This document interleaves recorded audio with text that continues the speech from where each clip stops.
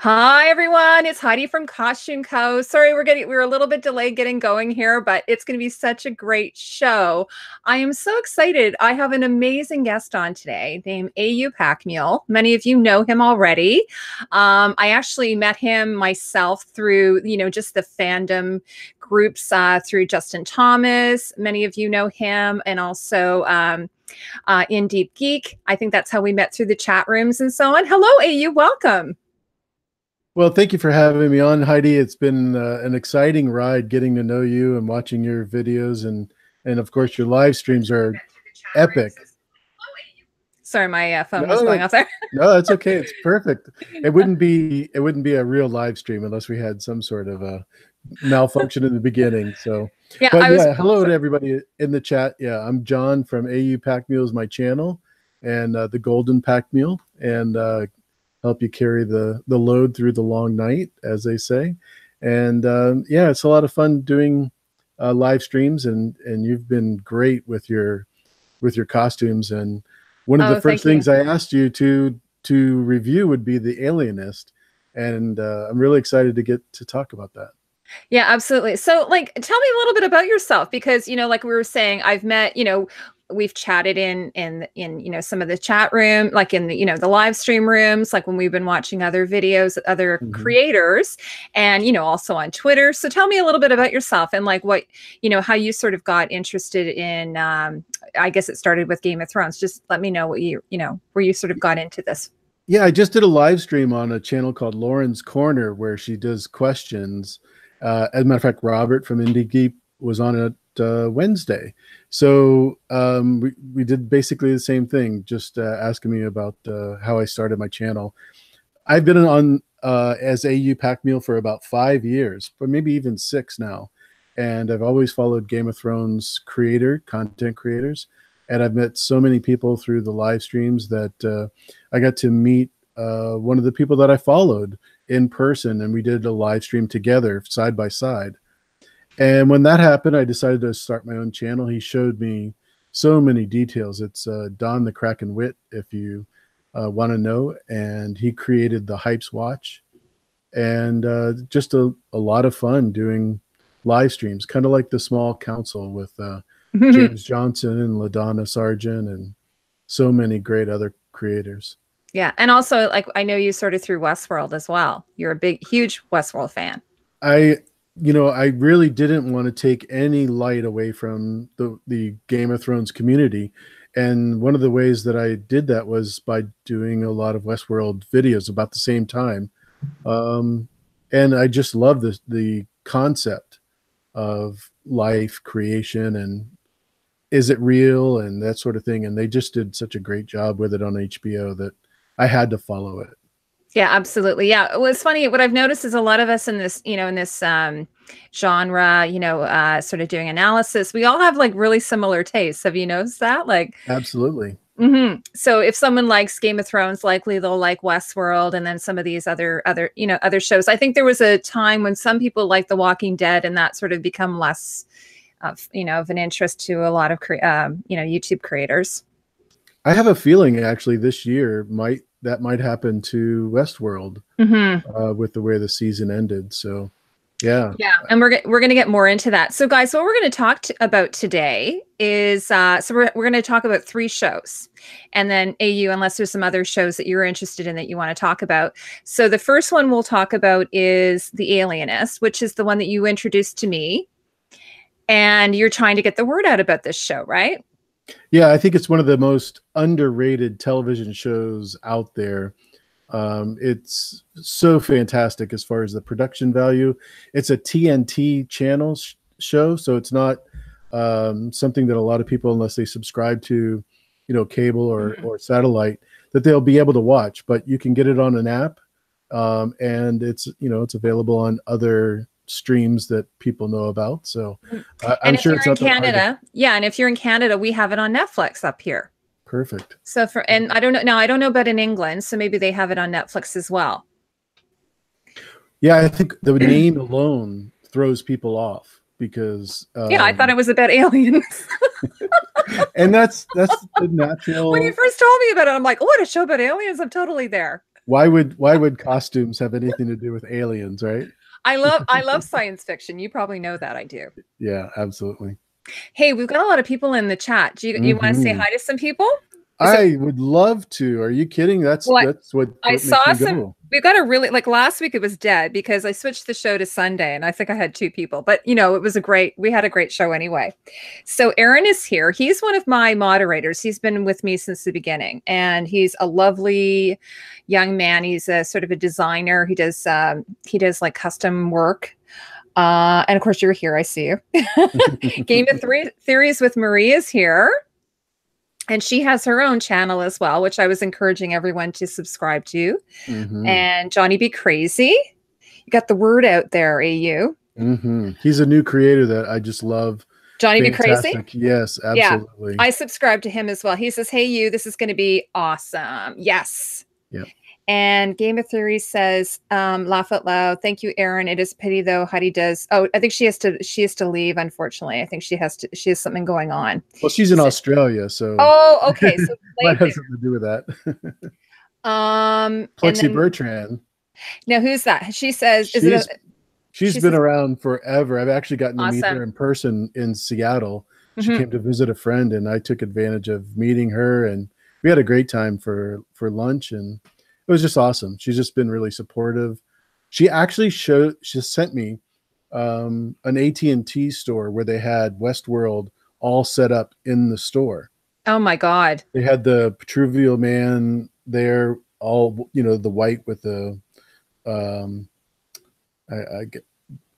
they create him, when they're. Oh yeah. Like when the children of the forest create him. Oh, no. This is in Westworld. Oh, sorry, Westworld. Sorry, yeah. You said white. Gotcha. That threw you off. Sorry, what was it in Westworld? All of the set design, pretty much was there. Oh wow! Costumes and guns and just my gosh, props. It was beautiful. I would have loved to have seen that. I can send you copies if you. I would love to see. She says perfect theme for a series channel. Always thought it would be fun to do a podcast about historical costume dramas. Yeah. So, it's funny because the very first video I ever did was on Cersei Lannister because I hadn't seen anyone kind of doing it. And there was a guy who was doing a series called The Cinematography of, and he would do different TV shows, but I didn't see anyone doing about costumes. And I thought, well, it's such an interesting thing, at least for, some people, not everyone. And I just thought that would be a really neat thing to do. So I did I started with Game of Thrones and that's sort of been my bread and butter ever since. Well, you're very good at it, and knowing that you have a background in it is just makes me want to watch anything you do. So, you're so sweet. And then we have who else is here? Fandom D Saint. That's David. And okay. He's just changed his name from Broke Black Man 94. Oh yeah, yes, of course. Yes, I know him. Recognize him that way. Absolutely. So he says this is where the party people are since last stream. So what was the last stream? We had one earlier today with Living My Rhapsody. Okay. Who is an author and did a great job reviewing that book on Johnny Be Crazy's channel. Oh, okay. Well, anyways, I want to thank, I'm so glad all of you are here and it's going to be so much fun because we're going to, it's been, I was thinking about this the other day. Last time this summer, I was doing, just leading up until the end of August, I was doing a weekly, wrap up of Game of Thrones. Like we were in Game of Thrones sort of world then, like last summer. Do you remember?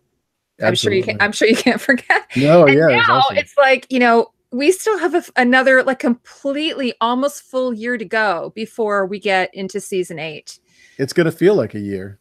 It's going to feel like a year. So we have to get through. Well, they're saying now maybe May or June or something. So we'll see. So what I figure how well they can color the dragons. Yeah. So what I figure we can do now, there was one thing. Do you want to start with the Alienist and then we can talk about Game of Thrones? That would be perfect. Absolutely. Okay. So everyone, what we're going to do is we're going to start with the Alienist. We'll spend some time with that. And then we'll go into Game of Thrones. And then finally, we'll finish off with Westworld. So if any of you, this is going to be very interactive. So if anybody has comments they want to share, AU, you can see the comments on your side, right? Absolutely. And I can also monitor them here. So if you guys have anything you want to share, it's going to be really fun, interactive sort of live stream. And, you know, we're not going to stick to just costumes. So it doesn't have to be costume related. Although, like I was saying to you earlier, I'll probably make a point about costumes at some point or another. I always get that. Please. I always have to get in.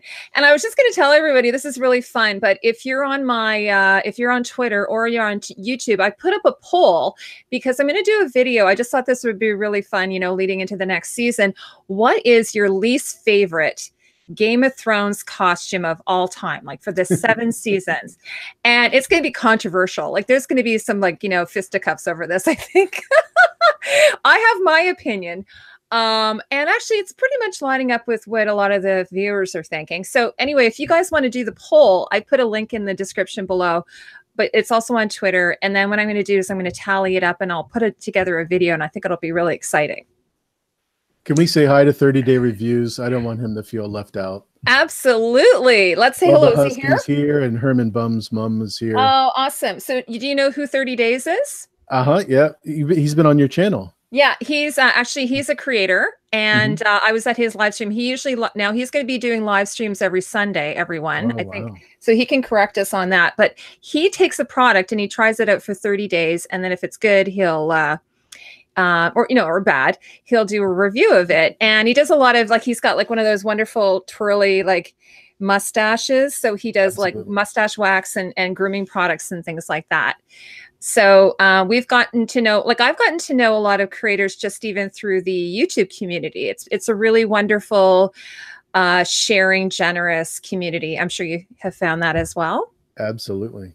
Yeah. So, well, that's really, and Herman Bum's mom, who's Cindy, is here as well. And she's a huge, nice. She's a huge, I think I met her through Justin's, she can correct me on that. I think I met her through one of Justin's Westworld streams.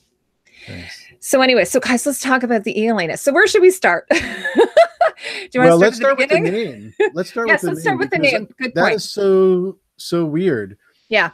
Even the concept, I don't agree with as far as why they call it the Alienist, just because it draws so many people to the Alien franchise. Because it has nothing to do with aliens. It's a period piece. And the reason why they call it the Alienist is doctors back then that dealt with psychotherapy were called alienist because the people that they were treating were supposed to be alienated from their own consciousness or their thought process. In other words, they were separated from their mind. So that's why they call it the Alienist. But it is fantastic period piece based on New York City around the turn of the century. It's got a police chief that is Theodore Roosevelt, so it kind of gives you the time frame before. And who was a real character, who's a real person. Yeah, they have a lot of real historical figures. Yeah, Dr. Laszlo Chrysler is the main character. He is the Alienist, and he has a crew of people that work for him during the show. It basically goes over the most privileged people in New York City, all the way down to the most impoverished people, and it covers a crime that you know, you'll have to watch to see what it is, but I don't want to give that away. Yeah, it is almost like a Jack the Ripper kind of a show, but it has so many more layers than that. Yeah, absolutely. And what I love about it is that, you know, as you watch each episode, like, you know, and Dr. Laszlo Chrysler has, like, you know, a couple of sidekicks and people who help him, including the first woman that's ever worked at, you know, in the New York Police Department, who's played by Dakota Fanning. So it's interesting. So as each episode is aired, you're starting to peel away the layers, and you're starting to learn more and more about each of these characters who are very they're multifaceted. There are lots of shades of gray. That's what I liked about it. not black and white. So I think I was thinking about this. If you like Breaking Bad, you probably would like this show because, you know, Ooh. your classic like good guy is not necessarily represented here. Your classic bad guy isn't necessarily represented here. I mean, there's definitely some nasty characters in this, but there are, you know, the good guys have lots of shades of gray and they're more nuanced than maybe your average protagonist. So so let's talk about a little bit like about Laszlo. Yes. So obviously he's a German descent, Mhm. and he is a Harvard graduate, and he went to school with his sidekick, who's played by Luke Evans. You probably know him from the Beauty and the Beast live performance movie that was just put out last year. He was also in The Hobbit. He was the Oh, he's so good in that. Dark Arrow. Yeah, Mhm. very good. And I actually don't know him from too many other shows. No, me neither. I knew him. Yeah, so he plays Gaston in Beauty and the Beast. He plays the Mhm. arrogant character. He's really handsome. He's dashing. He's like he's a New York Times columnist. I think he does illustrations. Exactly. So his character's fictional, but like we were saying, so Laszlo also went to school with Roosevelt, who is the one who actually hires him, who Mm-hmm. is a real life character, like Theodore Roosevelt, as everyone knows, who went on to become the president. Um, so he's a really complicated character, though, isn't he, Laszlo? Laszlo is super complicated because, as a lot of people who are into being a psychologist usually have some reason why they're trying to fix something in their own head. That's what my experience is, anyways. And so you find a little bit more about that towards the end of the season, but it's just absolutely so much fun to progress the untold story. Yeah, Now, absolutely. even though he works in psychology, did you find that he kind of reminds you a little bit of Sherlock Holmes in his observational skills? Sherlock Holmes is a Yeah. perfect example, because we talk about him having an opiate. Well, we don't. Sherlock Holmes has an opiate addiction. Mhm. Laszlo has no addictions that I know of, but he has so many interesting characters around him in his everyday life that it makes the story super interesting. Mhm. And one of the things I thought is, I have a child with an autism, and one of the things I thought about him, I'm like, he feels like he might be a little bit Aspergery. Hmm. He's got like he says the wrong things, like he can be really offensive sometimes. He puts people off. He doesn't seem to notice that he's being that way. Like it's not like he's trying to be cruel, but he'll say some things. Sometimes you're like, what? Like, Yeah, do you know what I mean? he has a caretaker named Mary that's played by or that's the character's name Mary Palmer, and she's deaf, and he does that to her a lot in this series.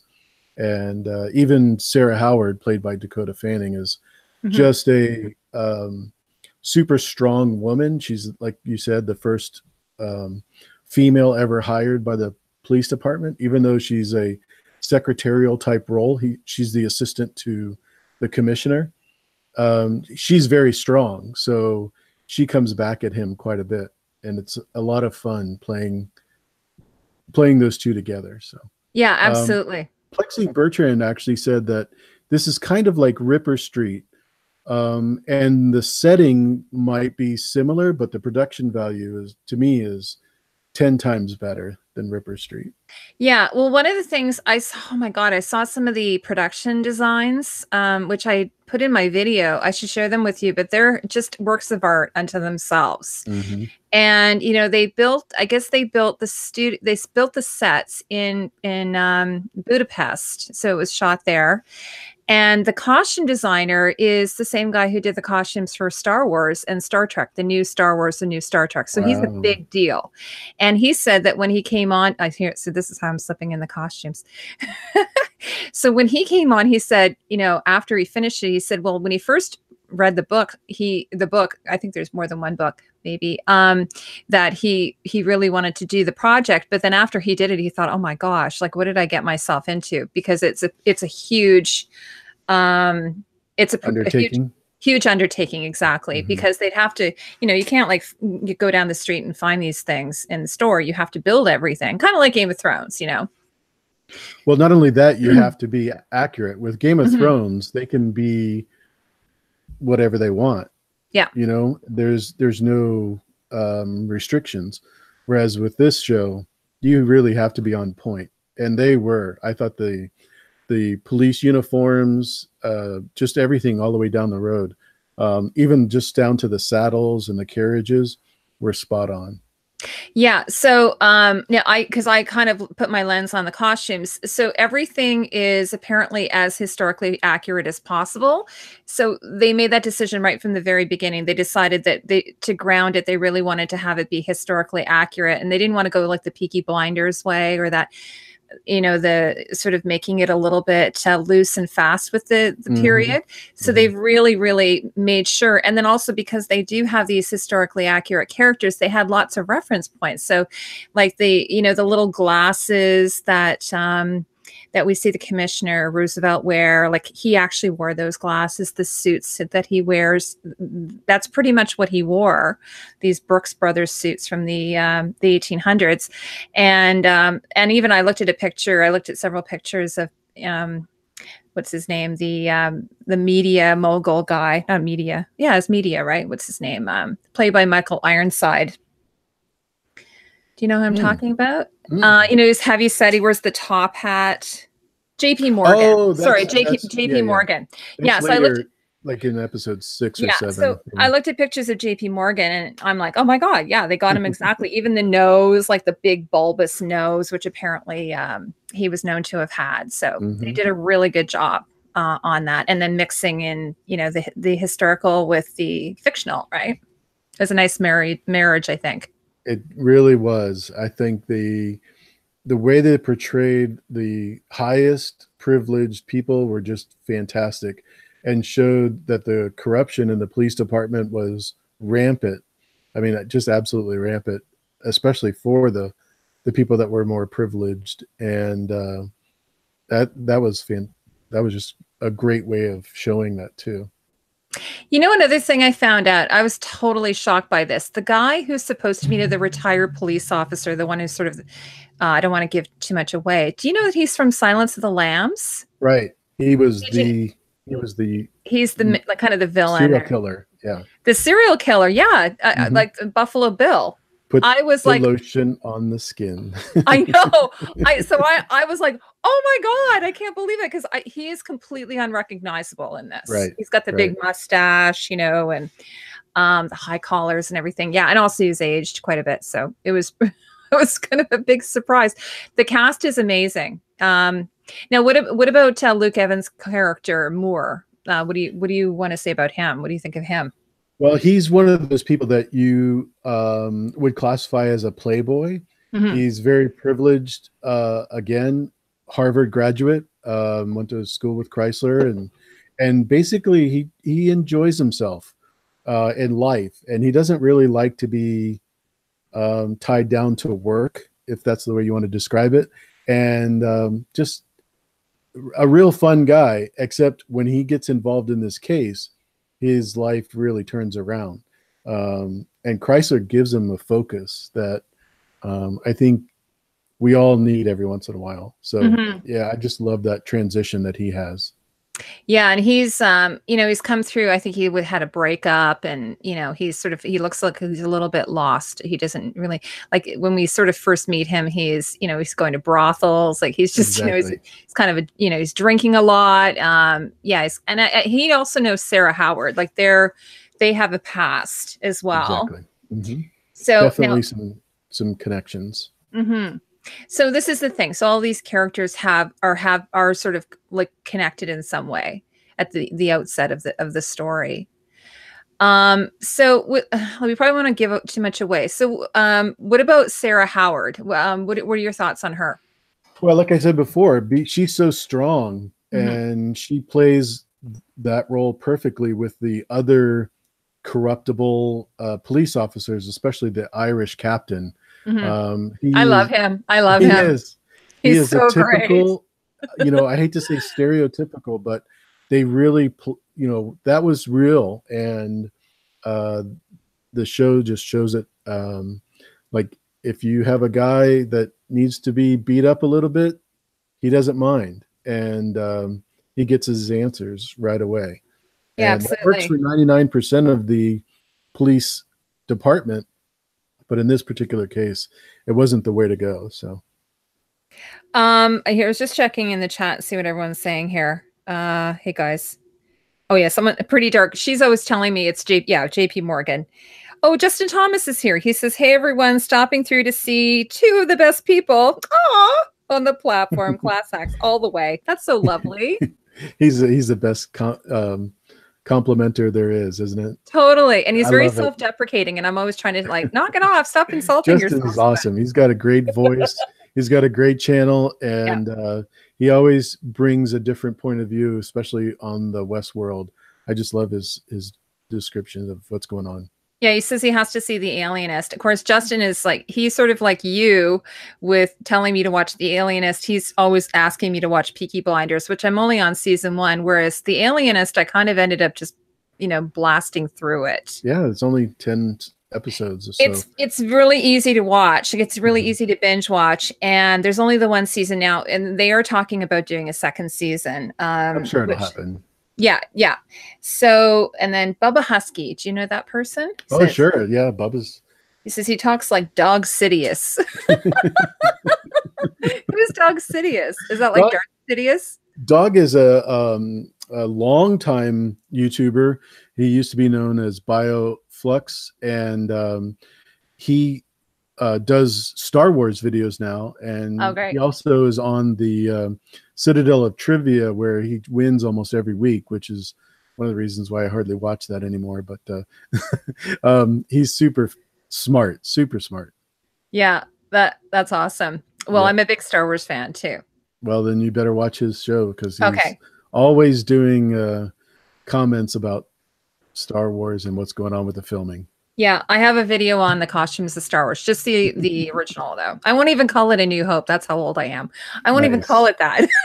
That's the way it should be, right? That's how old school I am. People call it The New Hope. I'm like, I'm not saying that. What's that? Episode 4 stuff. Episode 4. Okay. And then, so Sarah, like, she's a really interesting character. Like we don't, even like, I don't want to give spoilers, but even towards the end, we don't really know that much about her. She's just sort of giving us little bits of information. And if there is a season 2, I think there's supposed to be, it'll be interesting to see her, come out a little bit more.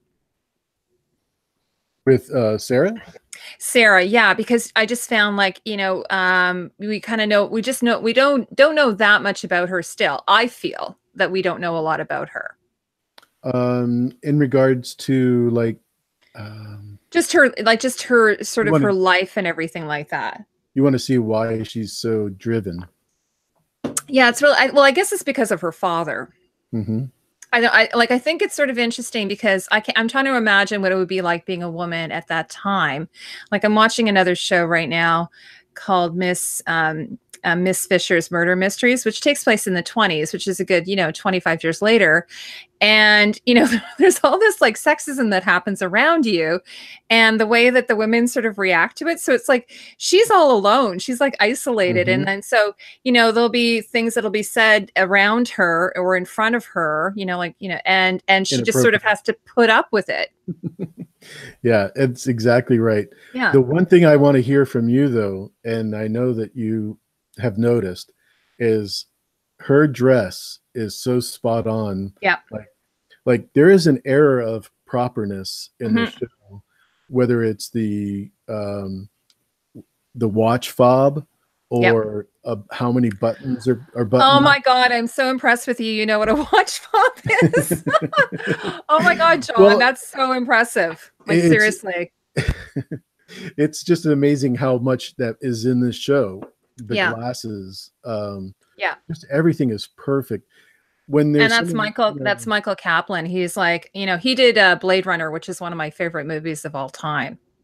He's the same costume designer, and He is. And well, he worked with another costume designer. They co-designed it. So his attention to detail is just amazing.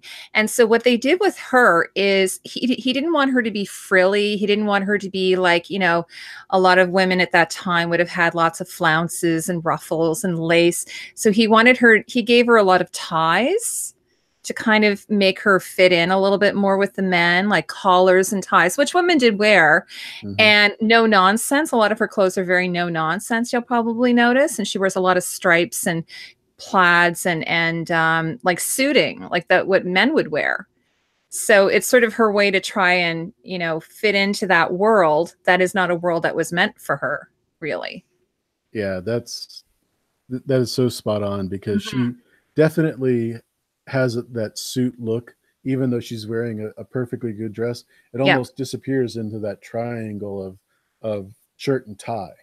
And just the way and I mean, her sleeves are so big too. Like, and I think what happens is they start off, her sleeves are ridiculous. They're just like massive, and then they just slowly get smaller and smaller towards the end of the show. And then, so I think as maybe the weight of the story gets, you know, it kind of her sleeves get smaller. You know? So she's much more active. She's more active. Yeah. And I mean, she's seeing things that, like, you know, at that time, no woman should be seeing, like, you know, and she, you know, she doesn't faint. She doesn't reach for the smelling salt. She's just like, you know, she's in a corset, but she's just like, no, I can take it. She's right in there with the guys. Chrysler, and she says, you know, I've read all your work and I love it. Well, most of it. So, you know, she's like really into this criminology, and not just asking questions and finding the answers and following the clues. It goes much deeper than that. So yeah. Now, so the show in a lot of ways is very traditional in the way like a serial criminal, you know, drama happens. So they, like you say, so they have the clues, and then the, you know, the main characters hunt down the clues. So like, you know, if you're an Agatha Christie type of lover, for instance, you'll probably find like there's a murder, and then there's clues, and then they follow, you know, the scent of the clues. Although sometimes they go down the wrong, you know, you know, trail of breadcrumbs, and then really that takes them nowhere. And then they have to sort of regroup. And a lot of the times, I think what's really good about it is they encounter a lot of frustration.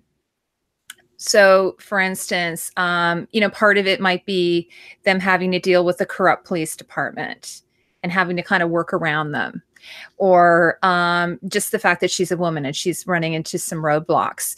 But and then so you sort of see them become a little bit despondent at times. Do you find that there's a little bit of melancholy that happens with the show? That's exactly what I was talking about earlier with the higher class privileged citizens. If you have a son or daughter that's a little naughty, you get a pass because you have donated to the police, you know, costume or uniform, whatever. And so they put roadblocks in certain directions. Yeah. And that comes down from very high political people, not just businessmen, you know. So there's all different types of roadblocks that they do face. Yeah. And then of course, one of the things the show does is they don't sort of, you know, they show you some of the really horrific things that are happening with some of the lower classes, like for instance, the prostitution. So it's like, I mean, I was watching the Frankenstein Chronicles, and there, you know, I was sort of doing a comparison because there's these child murders in that.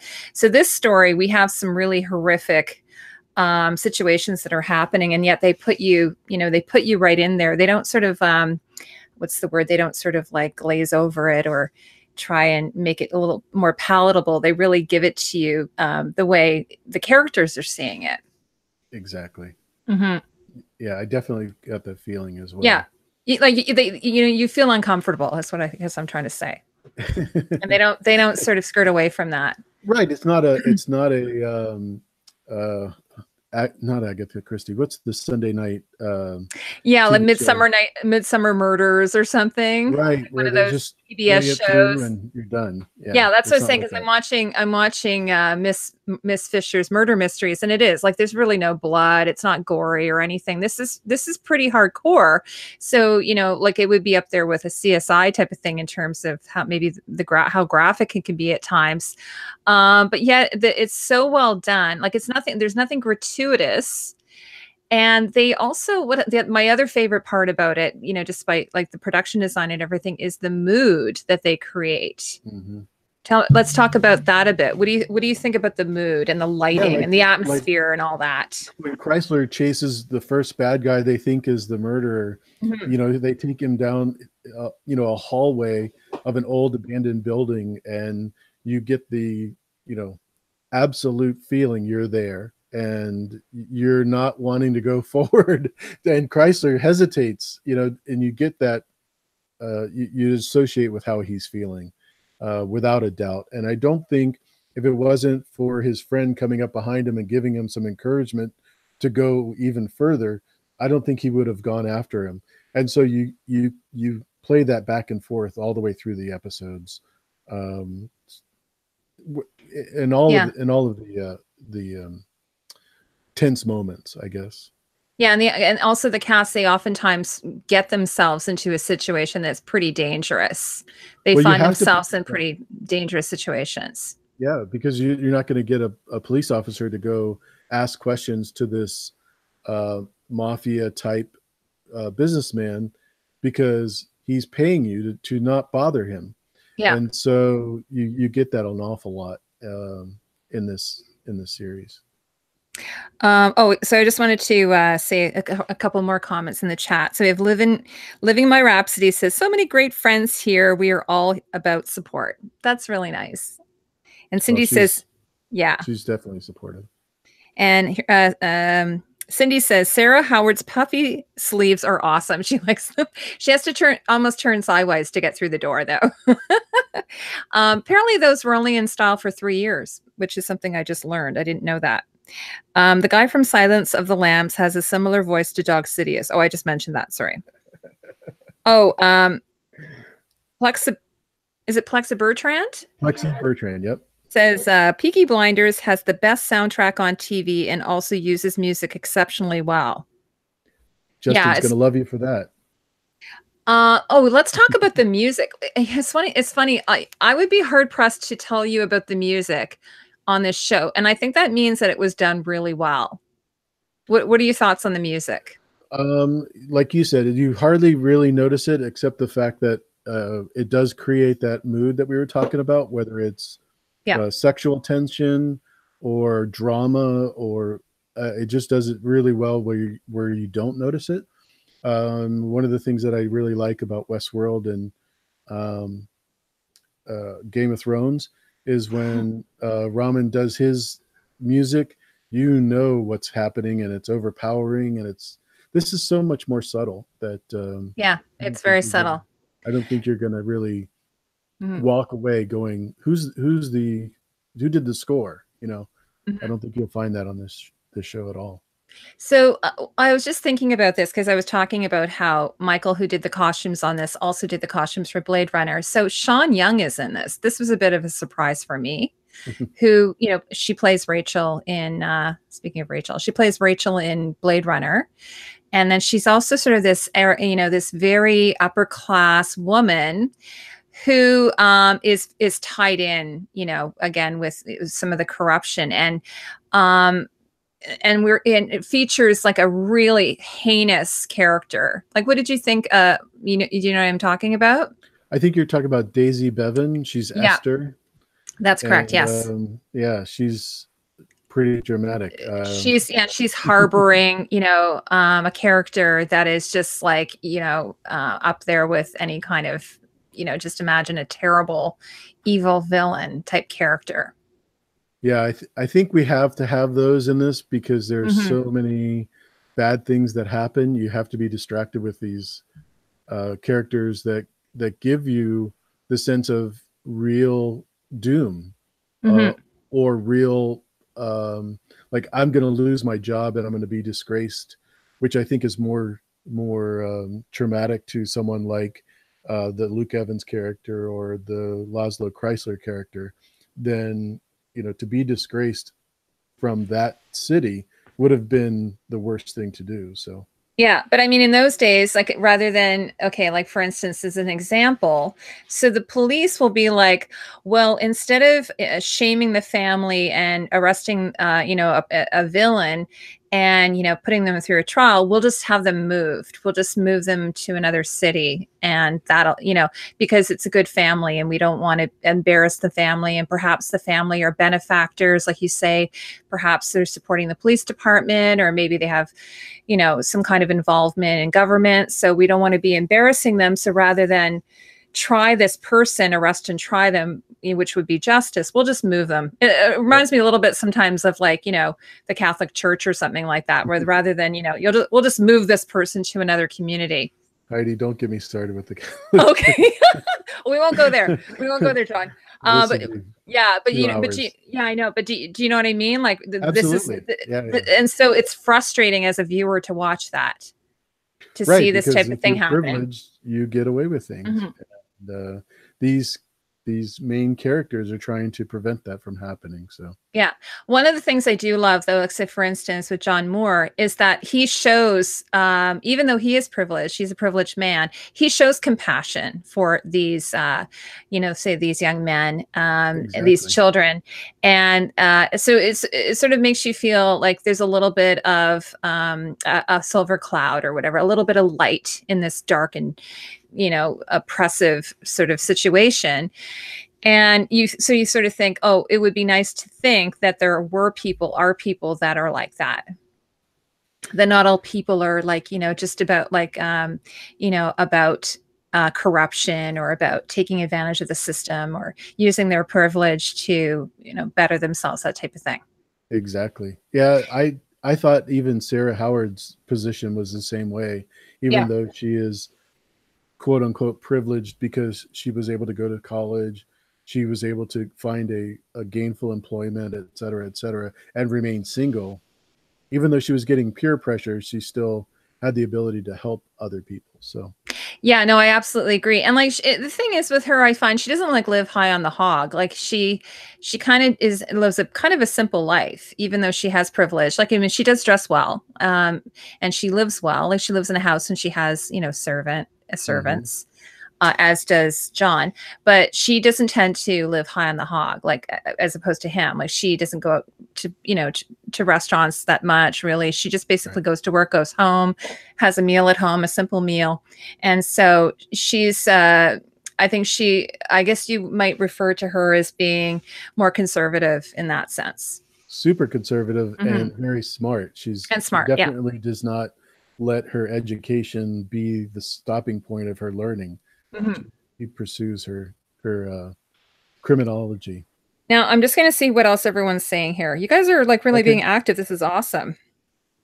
Well, it's a big. So what is everyone saying here? Yeah, oh my God, we have 18 people here. This is amazing. Well, do you know, Plexi had a question for you specifically. Oh, okay. In regards to costuming, is it easier to costume in a period piece like this, or is it easier to do one where there's science fiction and there's not a lot of understanding of the material that would be used or the style of the ties? Or yeah, well, it's interesting. Well, I mean, from my own point of view, I think they probably would both have their challenges. But what actually, it's really interesting what Michael Kaplan said, the designer who did this.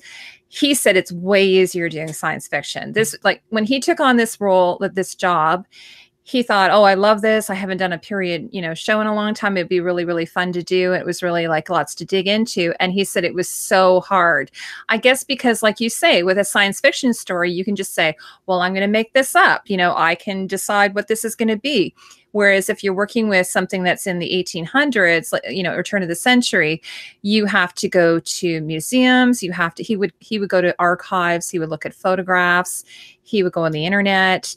It's a huge body of research that you would have to do. Like even me, I did one video. It took me a month just to get it together because I was like, oh my God, there's so much stuff. You got all the underpinnings and the cufflinks and the studs and the ties and the top hats and the other thing he was talking about that I thought was really interesting is that fur is kind of fur is kind of taboo right now. I don't know if you're aware of this in film. And so you don't want to use fur. And even Michelle Clapton has sort of struggled with this a little bit, the designer for Game of Thrones. And so what he said was he'd have to, because people would wear fur, a lot of fur back then, like especially Laszlo has this one coat that is so cool. It's got like a lambskin shawl collar, like a big collar, and it's really like got a lot of weight to it. And then he wears it with a top hat, and he's got the cane and the gloves. And so what he did with that is he actually went and found some vintage furs and then re-dyed it and then recut it and made it into this collar. So he made the decision that he didn't want to use virgin fur. Whereas he said in science fiction, like Star Wars or Star Trek or Blade Runner, he could use all faux furs. He could use like Blade Runner's all faux fur. It's supposed to be faux fur. You guys know the story. Chewbacca, yeah. Exactly. So that would all be faux fur, right? So, and it doesn't matter if it looks kind of a little bit plastic or something, because it's supposed to be futuristic. But when you're doing a period show, especially one that is, now people are shooting in high def, they're watching it on their giant screens. If you use faux fur, it looks weird in a period piece, or if it's feathers, for instance, you're using feathers. So you have to use the real thing. And that's a big challenge regarding sourcing, and also just even getting fabrics and so on that would have been historically accurate. Like I said, you can't just go down the street and buy something. So I personally think it's a lot more work. I've seen some designers say contemporary is just as hard. I'm going to probably be the outlier on that and say I don't agree. For someone who's done both historical and contemporary, I'm going to say for sure I think that historical is harder. Historical is much harder. Yeah. Because of all the lead up to it and all the research you have to do. You mentioned top hats. That was beaver fur. So it was, yes. It's amazing how much fur and raw materials is involved. Your fabrics don't fold the same way as synthetics, and everything is so much different. Just the buttons are like I was gonna we can talk about this when we get into Game of Thrones, but I interviewed the pleaters for Game of Thrones. They're the company that they're in England. They do all the pleating for all the costumes. So like there's a lot of costumes that are pleated on the show, especially Daenerys. And he said to me, you can pleat synthetics. It's so great. You can pleat them. You can throw them in the washing machine. They come out. It holds the pleat, not a problem. But he said that they didn't want to use synthetics because it looks different on screen. So the costume designer, who's Michelle Clapton, decided they were going to use silk for everything. And the one thing that I noticed that they were having a little bit of a problem with, is after the show was done and they pack up all the costumes and then they would go on tour and then be on displays, they would all be rumpled and crinkled and everything because they didn't hold the pleats, because it's a natural fiber, as opposed to, like you say, a synthetic, which is basically made of like it's made from oil, or it's made from like some kind of chemical, right? So it's going to fold differently. It's going to crease differently. So this is the issue with something like a silk. But in the show, it just looks so amazing. You can tell the difference between the way the light the way the light hits it, the luster, the crispness of it, the texture. So anyway, so guys, sorry, I didn't mean to go on so long about that. No, that's perfect. That's what we're here for. We get the behind the scenes stuff. Yeah. And then Pretty Dark says North and South, Howard's End. Oh, we were talking about this last week. Yes. Anything up through the Edwardian and even into Gibson Girl era, sigh. Yeah. Historical's so fun. And then Pretty Dark says, so of course the Alienist is right up there. Yeah. So, and also just to add to that, now I think it's been nominated for several awards, but it has been nominated for Best Costume. So I'm anxious to see how it does. But it's going up against, I have to double check. I think it's going up against Westworld, Akane no Mai, the Japanese episode, the Shogun episode. And then I think that's going up against Game of Thrones, so it's gonna be really tense. Nice competition, right? Yeah, no, it's all really. Oh, and Outlander. That's the other one. Outlander's been nominated, so it's gonna be like some really amazing costume recognition. But yeah, there's lots of competition this year. And then, oh, Anne Clavano says, I agree. Miss Fisher glosses violence, but some of the openings are pretty gruesome. That's true. Yeah. Well, I mean, I was watching it with my son, and I didn't think there was anything in there too graphic for him. So I felt comfortable enough for him to be watching that. So it always starts out with a murder, and then, you know, but yeah, but compared to The Alienist. And then Plex Bertrand says, I hate to be a laundress on I'd hate to be a laundress on Game of Thrones. Iron pleading sucks. Yeah. Well, so I think probably to be honest with you, I don't know how that would work. It's commercially pleated, so I'm not exactly sure if in between they might have to do touch-ups. Yeah. And then Aaron says, I always hang dry my pleats and steam them if needed. Justin says, pandas digest 17% of their food and refuse to mate or feed their cubs if they do happen to get tricked into it. So I would say probably not efficient animal, but it keeps me 100% warm. Oh my God. Wearing... I love Justin's always got like some, you know, sorry, I missed an earlier comment. This is why it didn't make sense as much. Absolutely. And pandas make terrible animals, but great coats. Laugh out loud. Oh, he's going to get in trouble. Yeah. Saying that. Not by me. I love his. No, we know his humor, right? I hope so. Yeah. Okay. So, any final thoughts on The Alienist before we move on? Just watch it. No, yeah. Great show. Sorry, and I was going to tell you actually that Jack, my husband, was saying that he saw this video, I think on YouTube, that said like it was like 10 shows that everyone should watch that you might not have heard of. And one of them was The Alienist. Well, as you know, I've been asking you to watch this show because of the costumes. Since and I listened to you. Aren't you happy I listened to you? It only took a year, but we're good. We're good. I always tell my viewers, though, I'm at least 6 months behind on everything. Like someone the other day asked me to watch Harlots, and I'm like, oh my God, I might get to that a year from now. No, I'm always at least 6 months behind, like a feature film. It'll take me, like I still haven't seen Solo. You know, so don't ask me about that. There's lots of shows I haven't been able to see yet. Like I told you, someone asked me a year ago to watch Miss Fisher's, and I'm just on season 2 of it. Nice. Yeah, so I will get to it eventually. But but anyway, so if The Alienist just it's on in Canada, it's on Netflix, it's on TNT in the States. You said there's an app for it? Well, the TNT app. The TNT app? Yeah. Absolutely. And there will be a sequel, but that probably won't be up for some time. So you can definitely see season 1. It's very quick to watch. It's only like, I think you said 10 episodes. Well, you have movie stars on a TV show. So yeah. And this is a thing that's happening. Like there's a new show called, what is it? True Detectives. Like there's, you know, these shows now have like such great actors on them. Oh, by the way, speaking of that, I'm just going to do a tangent for a second. Mm-hmm. There's a new HBO show, there's a new Netflix show coming out with Chris Pine. Have you seen that? It's sort of like a Braveheart, and Stannis Baratheon's in it, like the actor who plays Stannis. So it's not out yet. It's been launched at the film festival, even though it's a TV show, but like a TV movie. I'm writing it down. So I can't remember what it's called, but it looks so good. I watched the trailer for it. And so Stannis plays, someone joked that he's actually playing Stannis, like Stannis is playing Stannis. Well, I think he's being typecast. Poor guy.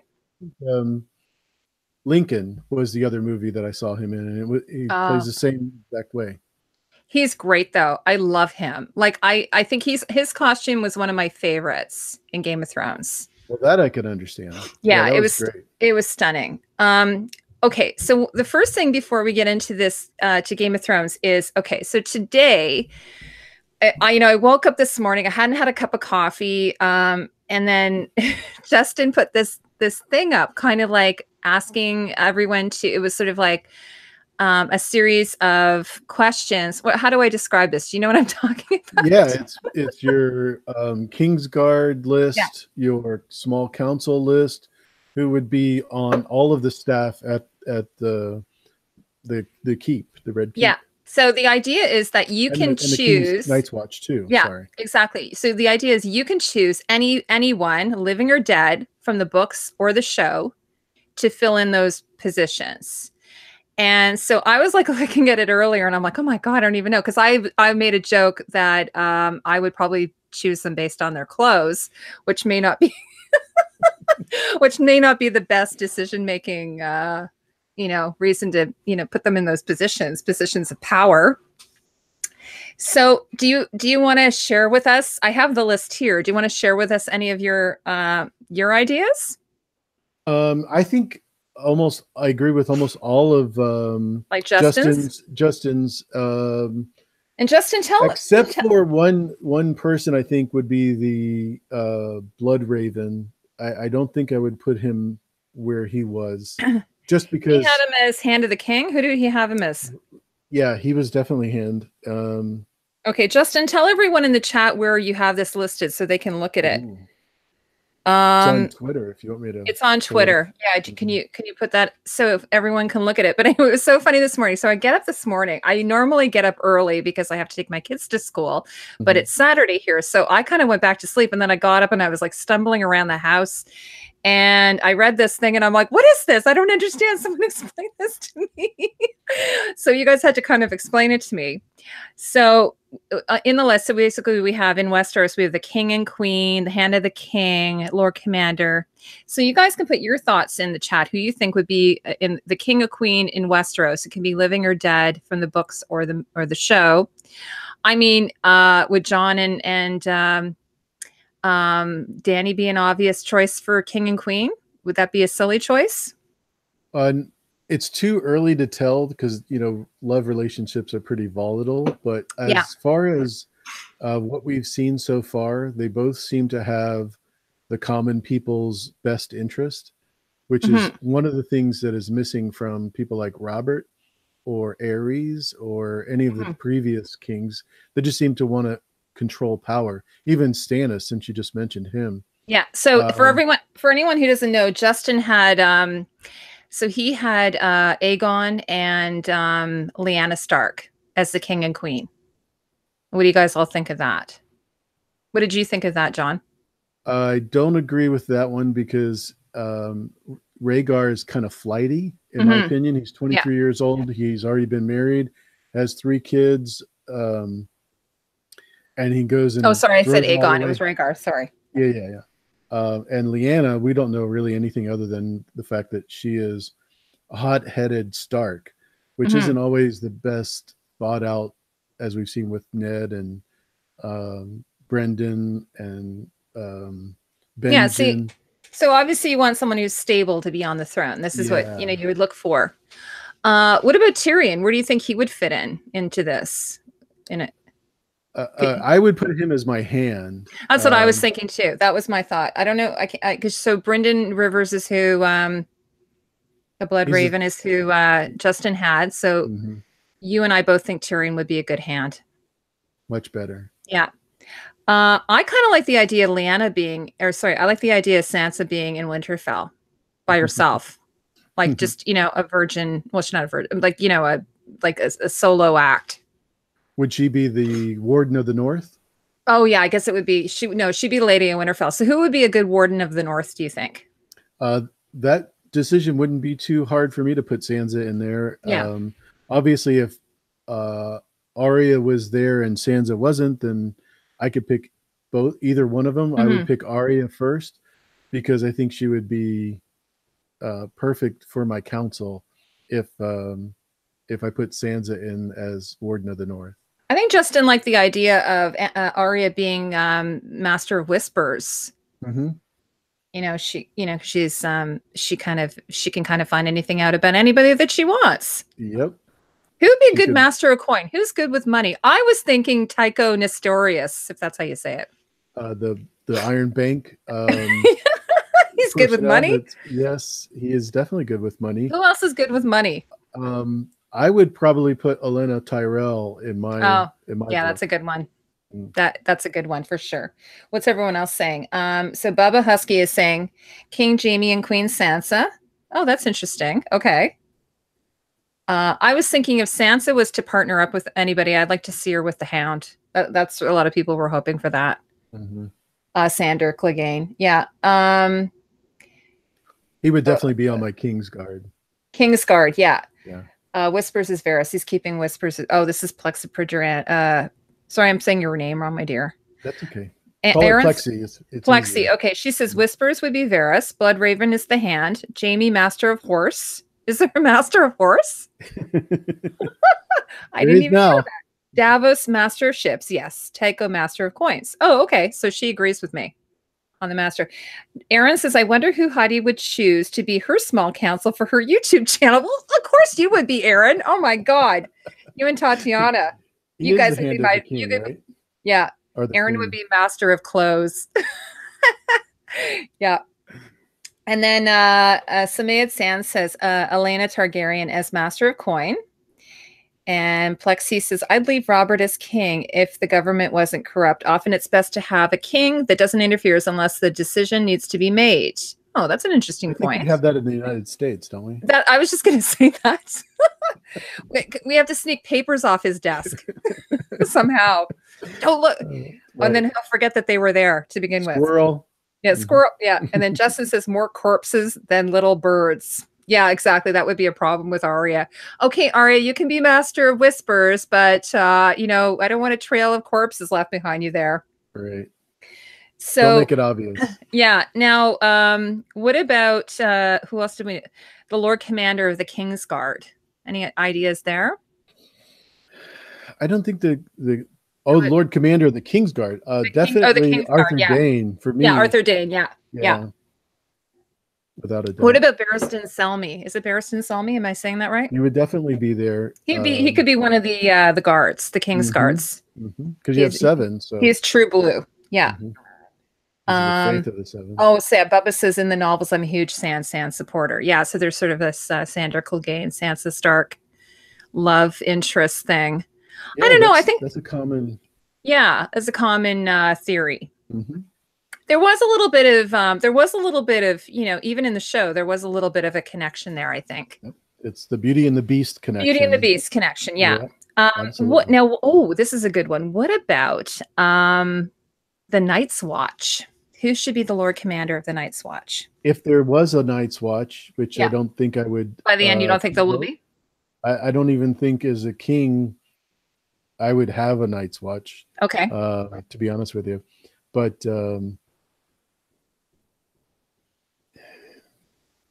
it would definitely have to be someone who's not a criminal, you know. Yeah. Like well, the guy who's doing it right now, he's doing a pretty good job. What's his name? Not Dolores Ed. Ed, yeah. Ned or Ed, yeah. He's doing a pretty good job. Yeah, I think he's doing a pretty job. I'd like to see of the Night's Watch. Yeah, I'd like to see. Let me see. What about Sweet Robin? Would you keep him at the Vale? Well, he deserves to be there. That's it's his post. Would you marry him to somebody though? See, I would have wanted to foster him with someone, like Robert wanted to originally foster him with Tywin, which I didn't agree with, but it's still a good idea. You know, someone like Ned Stark would be even better. But yeah, because unfortunately he was with Littlefinger, and who's setting a bad impression. So he would have been good with Ned. Now, if Ned was alive, where do you think Ned should be? Sorry if I did a spoiler there. Yeah. But if you haven't seen season 1, sorry. Episode should 9. Be watching this stream. Yeah, no kidding. Do you think Ned would have a place in all of this? Or maybe he needs a vacation. He'd be the guard at the crypts of Winterfell. Yeah. I think he needs to have some solace. He needs to have a little bit of a break.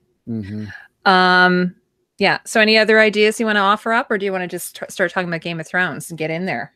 Yeah, let's just get into it. Okay. So where should we start? Well, since we're on Costume Co. Sure. and costuming is one of my favorites, and I've watched all of your costuming Game of Thrones videos, what what is it that you would change in a particular costume other than the Sand Snakes? Oh, okay. Well, this sort of came up today. So, for any of you that don't know, in season 6, the costume designer had to step away. The current costume designer. I don't know if you're aware of this, John. Sure, sure. And this woman named April Ferry came in to replace her, and she did she did a fairly good job. In fact, this the year that she did the costume, she got co-nominated for best costume and won. But the area that I would have changed is I would have redone the entire Tarly look. I really hated it. So next to the Sand Snakes, in my polls, I have 2 polls going. Her costume, like Tala Tarly and Mum Tarly, and even actually both the men, they got redone in season 7. I don't know if you noticed that.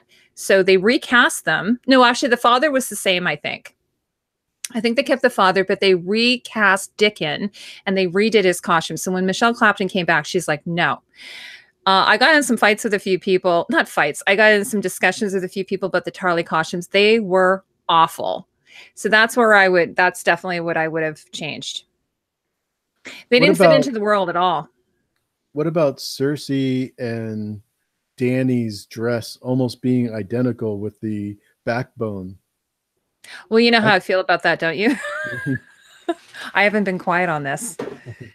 I wasn't super thrilled about how everything got so dark in season 7, and all of basically all of Dany's, sorry guys, all of Cersei's costumes are black, like pretty much black. And I didn't like that. And then also all of Dany's costumes are like pewter or dark gray or into the blacks with a little bit of red. And then Michelle Clapton argued that, well, we're shutting it down. Everything's getting really serious.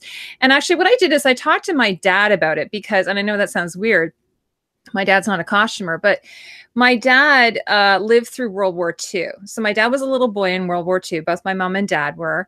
And I said to him, listen, like during World War II, which was a very, very serious time, it's the second greatest war we've ever experienced in the world. In Canada and the United States and England were all involved, obviously. And I said, did people just stop wearing color? Did people just wear black all the time? He says, no, absolutely not. Well, first of all, they wouldn't have thrown out the clothes they have. They would have kept wearing the clothes that they had. So, because obviously they'd have to conserve.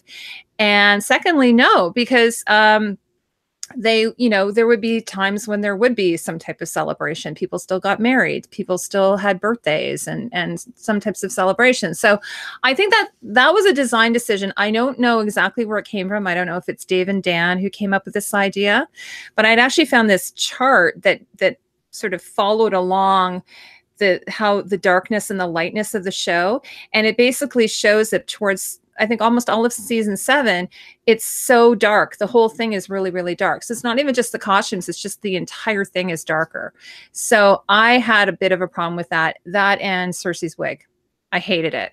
And I will be on that hill and I will challenge and I will fight anyone who thinks I'm wrong on that. I'm usually a lover, not a fighter, but in this case, John, I will fight to the death about Cersei's wig. All the way. I miss her hair. It's funny because I'm a little bit nostalgic about her because when I look back at pictures of her beautiful hair, and I was even at this event on the weekend where people were dressed up like Cersei with her beautiful long hair and her gorgeous, like beautiful, colorful gowns and hair. So I kind of miss it. I'm a little bit nostalgic. So yeah. And I get people constantly emailing me, explaining to me, they're explaining why this was done. And I'm like, okay, whatever. You can say what you want, but I still don't. It doesn't work for me. Yeah. I don't approve. So anyway, what do you think? It's frowned upon. It's frowned upon by me. Yes, I am not amused. I think it's a real shame when they have someone have the most beautiful wigs like Dany wears, and then they have the dark eyebrows that just don't match. Yeah. I don't know what they're thinking with that, but Hmm. it's Well, just and you know, and I think I've mentioned this to you before, at least in the videos, that the hair person is a totally different person than the costume person. I mean, they have to sure, kind of work together. of But course. Kevin Alexander, who does the wigs, there's been some things that he's done. I'm like, oh my God, like, why are you doing that? So, like, one thing that really irked me is sorry guys, I'm giggling here a lot, is in season 7. So Cersei has this new this new short cut and this new style of clothing, and then she gets Bernadette, her like handmaiden, to dress just like her. And I was just like, what is going on here? Like, so Bernadette's gone out and cut her hair completely off and is now wearing this pixie haircut and is now dressing in this ugly dress just to match her queen. I think they were So trying to do that in season 2 when Marjorie came to King's Landing. yeah, absolutely. Yeah. Fans have started copying her. See if people Uh, are yelling at me in the chat here. they're not Stop yelling. the insanity. Oh, Asun's here. Hi, Asun. She says the wig is bad. Thank you, Asun. You always back me up. I love her for that. And Plexi says, agreed. She looks like Mia Farrow, and I keep getting distracted. Yeah, Dark Sansa, though. Dark Sansa is everything. Oh, Dark Sansa. What do you think about Dark Sansa? Do you know what that is? Just in the show, you're talking about when she's at the Vale and she comes out in the black Yes. with the feathers on the side. I was hoping, I really was hoping that that was going to be a huge monumental time for Sansa where she could take power. But when they switched the parts and had her play Ramsay's wife, I was just not a happy camper with that part. It was a really Dark weird Sansa arc. was great, you know, on its own. Yeah, it was a really weird arc because to me, it was like, you know, she's in disguise. She's pretending to be somebody else that she isn't, except for her aunt who knew she was. So, you know, she's made her own outfit and dyed her own hair, kind of like she's incognito. And then just to have her be married off, it was weird, wasn't it? Couldn't agree with you more. Yep. Yeah. So that, I mean, I haven't read all the books, guys, but I that's not even in the books. Am I Oh correct? no, yeah, she was played. She was married to Ramsay. It was like Jane Poole. Exactly. Yeah, that Yeah. was a totally different character. So Yeah, so it was a really, really weird choice, and obviously the fans were, you know, not happy with that at all.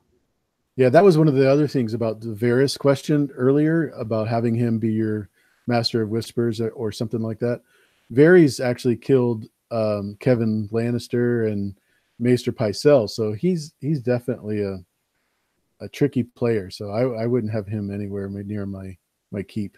Oh, Kevin Lannister, really? Yeah, yeah, he In killed him in with in the a crossbow books? in the books. Yeah, Yeah, that because was in the the show end of. he in the show he's kind of insignificant. He doesn't feel like he's anything. I mean, the only thing that I think that they do use him for is to show that he's not really on Cersei's side. He's not, you know, she doesn't really have anybody around her. Right. That, you know, that He just is very slippery with mhm. the show. So his character is very adaptable, like we've seen him with Ned, and then Olenna Tyrell. You know, he gets those two together with the Martells and just very slippery. Yeah. Oh, I just have a few more comments here. So Samad Mm-hmm. Sand says, laugh out loud, the Vulcan Romulan handmaid, referring to Bernadette, Yeah. Cersei's handmaid. And then Anna says, or sorry, Anne, mourning for children made sense for a while for Cersei, would she is fighting again. Yeah. So like, for instance, this is something I was going to say. So normally, like if you're talking about any particular traditional period, I mean, women sometimes did wear white, like in the Victorian, or sorry, in the Elizabethan period, or black. They would have a period of mourning. And then, so the time when Cersei goes to offer herself up for marriage, for me, would be the time that she would no longer be wearing black. So when she says, I will do an arranged marriage to, you You're know, on. the pirate, the Yeah, Dread Pirate Roberts. Sorry, what's his name again? you're on. Greyjoy. You're on Greyjoy. Yeah, That was quite the arc there, right? Like, oh my God. So when she offers herself up to be married to him, that would be to me the time when she would not be wearing black. makes sense. You know, because she would have been past that period of mourning. It doesn't really make sense being a Lannister that she would wear black anyways, but Absolutely, yeah. that's yeah. And then also she's ditched the gold. Right. She's gone to the silver, but then Clapton's also put silver on Danny. So I don't really understand that. I don't really understand some of her thoughts about things. I don't know. Well, like I mentioned before, their backbones on their dresses were similar, and I thought maybe they're trying to push these two in a similar direction. Yeah, and it was actually Asun who's in the chat right now. She's the one who pointed out to me that was a Alexander McQueen thing. There's a costume designer or fashion designer named Alexander McQueen, and Michelle Clapton borrows from him quite a bit. Ooh. Like, so for instance, if you guys know what I'm talking about, Quaith, how she has that mask that she's wearing, but they're like, it's sort of like little links that are all together, and they're octagonal shapes, right? Just like the choker. So that is actually an Alexander McQueen thing. Gotcha. And then the thing down her back, that is an Alexander McQueen thing, the one that Cersei wore at the end of season 7 when she's in the dragon pit at the meeting, the summit. So I think that she sees something that she likes on it from a designer, and then she's like, oh, I'm going to incorporate that somehow. And then Danny had the cut fur on her back that was actually taken from what is it? She's like a furrier in France. I actually spoke to her, and apparently the situation there, I told this to Asun. What happened was Michelle obviously had seen her technique. She does it with razors. She cuts it with razors, so it looks kind of like a backbone, like you were saying. I think it was supposed to represent the texture of the dragon, right. The back of the dragon, right? That's right. The spine of the dragon, let's say. And so anyway, I found this designer. She had done this technique, and I approached her and I said, hey, did Michelle Clapton ask you to do this technique for her? And she said, no, in fact, she didn't. And people have told me that she did this technique that is my technique that she has patented. So she was actually considering litigation against HBO about it. And I thought that was really awful. So yeah, so I don't know. So Michelle has a history of kind of like lifting ideas from other people, which, I mean, it happens all the time in fashion and costuming. And you say that like it's you're okay with it. I'm not okay with it.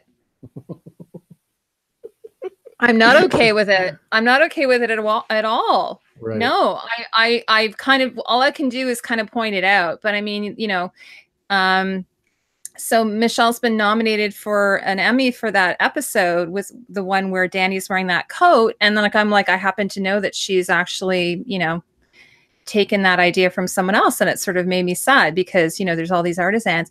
But what was weird about it is that I've actually approached a lot of the artisans that have worked on the show, and they've been really amazing and generous with me to share their information.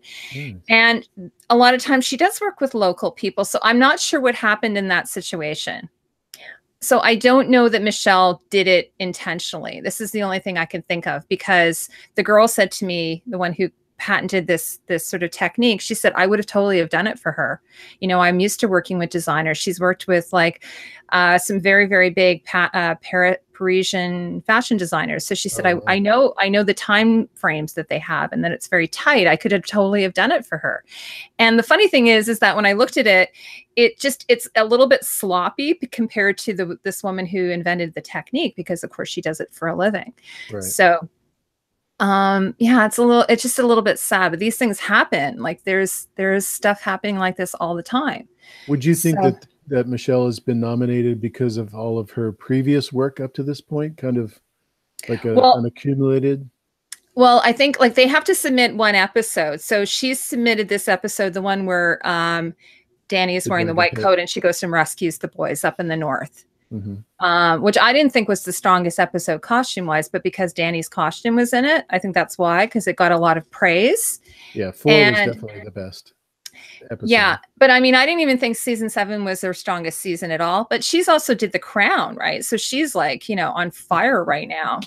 She is like, I think she won an Emmy for that. She actually, I think, had won an Emmy for The Crown and won an Emmy for Game of Thrones like last year or 2 years ago, I think. So it's a little bit Right. crazy. She's seriously on fire. So I don't know. I don't know the full story. I didn't ask her. Like I haven't talked to her. I've spoken to her agent, but I've never actually spoken to her. So, until I get her side of the story, I shouldn't, I can't really completely know for sure, but I just got the story from the other creator. Yeah. And I'm always a little bit sad because, a lot of times these people don't get paid very well. And yeah, we just heard the story of Rob Stark, the actor. Oh, I heard that story. Yeah. So tell everybody about that in case they didn't hear about it. So basically, Richard Madden, who played Rob Stark in season 1 and 2, was talking about how little he was paid. And one of the things that I commented on that whole story was that back then, when they set up the original contracts, everybody was paid pretty minusculely because they didn't even know that the pilot was going to be bought and that they were going to, sign for the first 2 seasons. So, he was new and he was pretty lucky, in my opinion, to get that after watching, Cinderella and the Alaskan Frontier show that he did. He was on Demichi. Is he on that one too? Oh, the Medicis. On Netflix? Yeah, the Medicis. Yeah, he's on that one as well. Again, very weak in my opinion as far as the acting goes. I love the character, but that's what you've got to do. Jason Momoa talks about that an awful lot, where he was a bouncer at a bar and he was on Baywatch, so he was in higher production value shows than Richard was, and still didn't get paid very much. So yeah, I knew about his work because he used to do Stargate, Atlantis, and that was the first time I saw Jason Momoa, and then Stop blushing. He was supposed to come to Fan Expo and I didn't see him, but I did see someone dressed up as Aquaman, and I got some video of him. So he wasn't the real thing, but at least I got to see. Nice. And he was really good. I'm actually he did all the moves for us and everything with his spear. It was so cool. I'm gonna actually Jack's gonna take it out for me and I'm gonna put it up on Twitter for everybody to see because it was very cool. Yeah, so I mean this is the thing with the business, right? It can sometimes it's not as glamorous. It's not as, I mean, I'm assuming that the cast who are still there are probably getting paid quite well. It's like being on YouTube, right? Yeah. Yeah. Oh, by the way, this is so funny. I don't know if you saw my tweet this week. There's a girl that I went to theater school with, and during my day job I do social media. That's what I do for a living on the side. So I work in like real estate, like corporate real estate, which is sort of funny. It's a total opposite to costumes. And I was doing some research and I came across this girl that I went to university with, and she's now running like Pinewood Studios, which is Guillermo del Toro's studio. Nice. And they did, they did the Pacific Rim, and they did his latest movie, like, the Weight of Water or what have you. She also did The Strain. And The Strain, yeah. Oh, The Strain, yeah. So it's all shot at this studio, and she's basically running it. So when her and I went to theater school together, we used to carpool together into school, and she worked at this grocery store, and she was making like $16 an hour, which was actually a lot back then. But she was terrible in school. Like she kind of sucked. Like she wasn't really good at anything. She wasn't good at, carpentry. Like she asked me to help her on her bodice for wardrobe, and I tried to help her, but she just was like, all thumbs. She couldn't do scenic painting. She couldn't do lighting, sound. She was terrible at everything, but she was really good with people. So when she graduated, she got picked up by this one company, and she was like working kind of in PR and stuff. And they kind of put her in charge of petty cash, but she didn't know what she was doing. So they had to train her and everything. And then now she's like a media mogul. So on Twitter this week, I'm like, oh my God, this girl I went to school with is a media mogul. She's like 43, a 43-year-old woman, and I make YouTube videos. So who's doing better? What do you think? I think you're doing awesome. Well, I do it for love. I do it for the love, honestly. But to be honest with you, she is an awesome person, and she's worked really hard, and she deserves it. So I wouldn't take that away from her. So yeah, I have a friend who's a media mogul. So my husband said the first thing he said is, why don't you call her up and ask her for a job? Oh, that was so funny though. Oh, Golf Princess is here. She says, maybe your university friend will do a live show with you. Yeah. She does not like being, she doesn't like being on camera or anything. She doesn't like any kind of attention. Like I actually talked to her on Facebook and she got all like embarrassed and, you know, she's just sort of like that type of person. She doesn't like being Super on. shy, huh? She's very shy. Yeah. She's a definitely behind the scenes person. Samayed Sand says, most actors get paid very little, even those who work in TV, unless they become stars. Yes, it's very true. In fact, I read a study that said, I think I might be wrong, guys, but it was something like 80% of actors live below the poverty line. And this is according to the American Actors Guild. So it's not a lucrative business, that's for sure. So you have to do it because you love it, right? You have to do anything because you love it. You're being a waiter or a waitress. You're a waiter, exactly. Aaron says, hi, Steph. Oh, he's welcoming people. He's so lovely. Laura D is here. Hi. Steph Snow. Oh, I don't know Steph Snow. Do you? She says, hi, AU. Do you know her, Steph Snow? I just saw her and said hello. Oh, great. And Chrissy of Old Stones is here. And Steph says, I love the costume details of your videos. Aw, that's so sweet. Thank you so much. That's why we're here. We're having such a great group of people together. So we're bringing everybody together, AU. Nice. And she asked, did Michelle Clapton do, Steph asked, did Michelle Clapton do season 8? Yes, she is doing season 8. And then I think it wrapped, and then she's doing Mamma Mia, the musical, not the movie, but she's doing a Broadway musical now. I guess she wanted to do something a bit different. So yeah, but Game of Thrones costumes wrapped. I did see one leak, but I'm not going to talk about it. Like Robert and I decided at Indie Geek that we would just try to keep things safe for season 8. I don't want to spoil anything for it. So I have seen one costume, but I won't talk about it. Okay. Perfect. Unless you really want to know, you can message me and I will tell you. Because it was one of my viewers who sent it to me. This is do you find this, AU, that like people will send you spoilers? Have you had that happen? I try to stay away from spoilers, except for certain shows. I'll listen to them if they present it as, fan fiction. Yeah. But relatively speaking, I don't really want to know anything about what's going on as much as possible. Yeah, because I used to watch Talking Thrones, but he just gets it like into so many spoilers. I had to stop because I'm just not going to enjoy it. Dan has a funny way of presenting it where you think he is connected to D&D, directly to them. Yeah. And I just, obviously that's not true. So he did have some things though that were right. I think he did have some, but there was one he had that I was counting on it. Like, can I tell you what it was? Sure. The one is that, okay, this was the theory. And I thought it was actually going to happen. In fact, oh my gosh. Okay. So the theory is that Sansa was going to marry Peter Baelish, Littlefinger. And then, and so on the wedding day, they get married, and Peter's, he loves Sansa, or he wants her. He doesn't necessarily love her. So on their wedding night, Sansa assassinates him, but then takes off her mask, and it's Arya. What do you think of that? Yeah, it sounds like something I would hear on Talking Thrones. So what had happened was, so this is how far I got into this rabbit hole. So I'm watching this video on the costumes of Game of Thrones, just a behind the scenes. And on the table, they're building this costume, and it's kind of like a pale green, but I never saw it in the show. And I'm like, oh my God, that's going to be Sansa's wedding gown.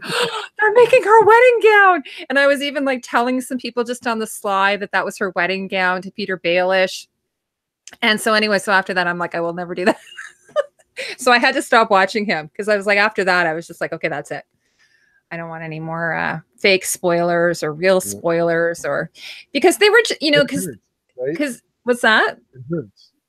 When you believe them. Yeah, exactly. And then I was like, But you know, I have to say though, to be fair, then in the end, I was like, oh my God, when I saw what actually did happen, Much better. that was quite a great surprise.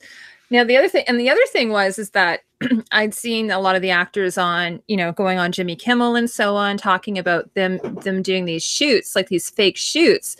But a lot of the pictures that were coming out were real. They were actually real. Mm-hmm. You know, them on the beaches of Dragonstone, and you know, a lot of the pictures that I saw, I'm like, nope, those were the costumes they were wearing. Those are the actual locations. So a lot of that stuff, they said that they were trying to fake out these locations, but I don't actually know that they were, or if they were just saying that just to sort of try and throw the viewers off. So I am guys, I am trying to stay away from spoilers. So if any of you do come across them, don't send them to me, okay? Yeah, I was in Daytona when Days of Thunder was filmed. Oh, okay. Oh yeah, I like that was movie. when Tom Cruise was going through a divorce with one of his earlier wives. I can't even remember. It's Nicole Kidman. It was before Nicole, because he met yeah. Nicole on set, and so they were actually filming a lot of stuff. It was Mimi Rogers. Mimi Rogers. I did a movie with her. Yeah, so they were going through a separation. Dropping names. Oh yeah, sorry. I did a movie with Mimi Rogers. I didn't talk to her. I sat behind her at like lunch. That's awesome. That was my brush with greatness. So anyways, go ahead. No, I was just saying, you know, I happened to be on set one day taking pictures, and they took my camera away from me. Oh, so really? Yeah, he did not want any pictures of anything. So they were literally doing press releases on the local news showing where they were filming, and it was all fake. It wasn't in the actual movie. So oh, yeah, that's a pretty cool story. So now, but back in those days, it would have been, you would have had film. Like, did they take the film out of your camera? Yeah, they took my whole camera. Oh my God. Wow. Because now at least it's digital and they could just erase it. But did they pull the film out? Like they would have, you're kidding. Wow. It was gone. Holy cow. Now, if you were far enough away, they wouldn't have probably been able to do anything about it. I was right next to him. Oh, you were. I see. Okay. Yeah. Yeah. Well, actually, the etiquette in film is if you're working with an actor, you're not supposed to go up and talk to them. I didn't say a word.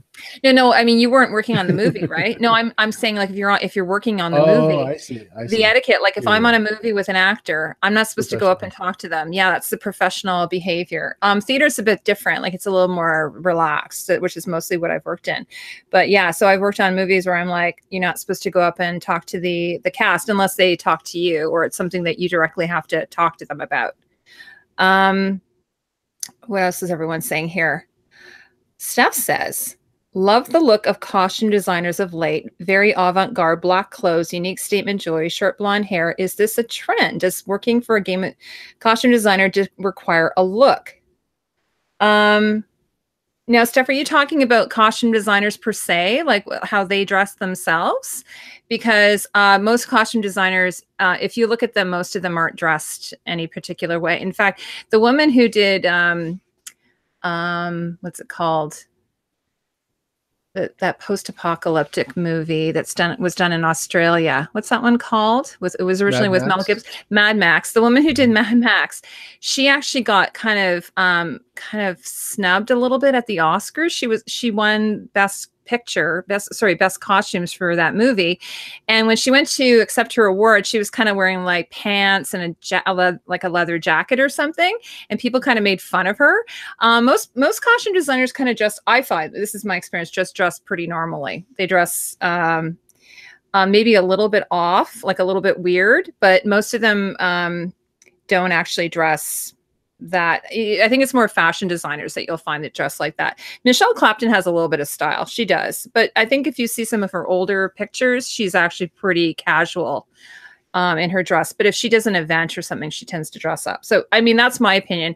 I've worked with a lot of designers who just sort of, they're just sort of like normal dressed. Aaron says, I'm down with that. Okay, I don't know what they're talking about. Sorry, guys.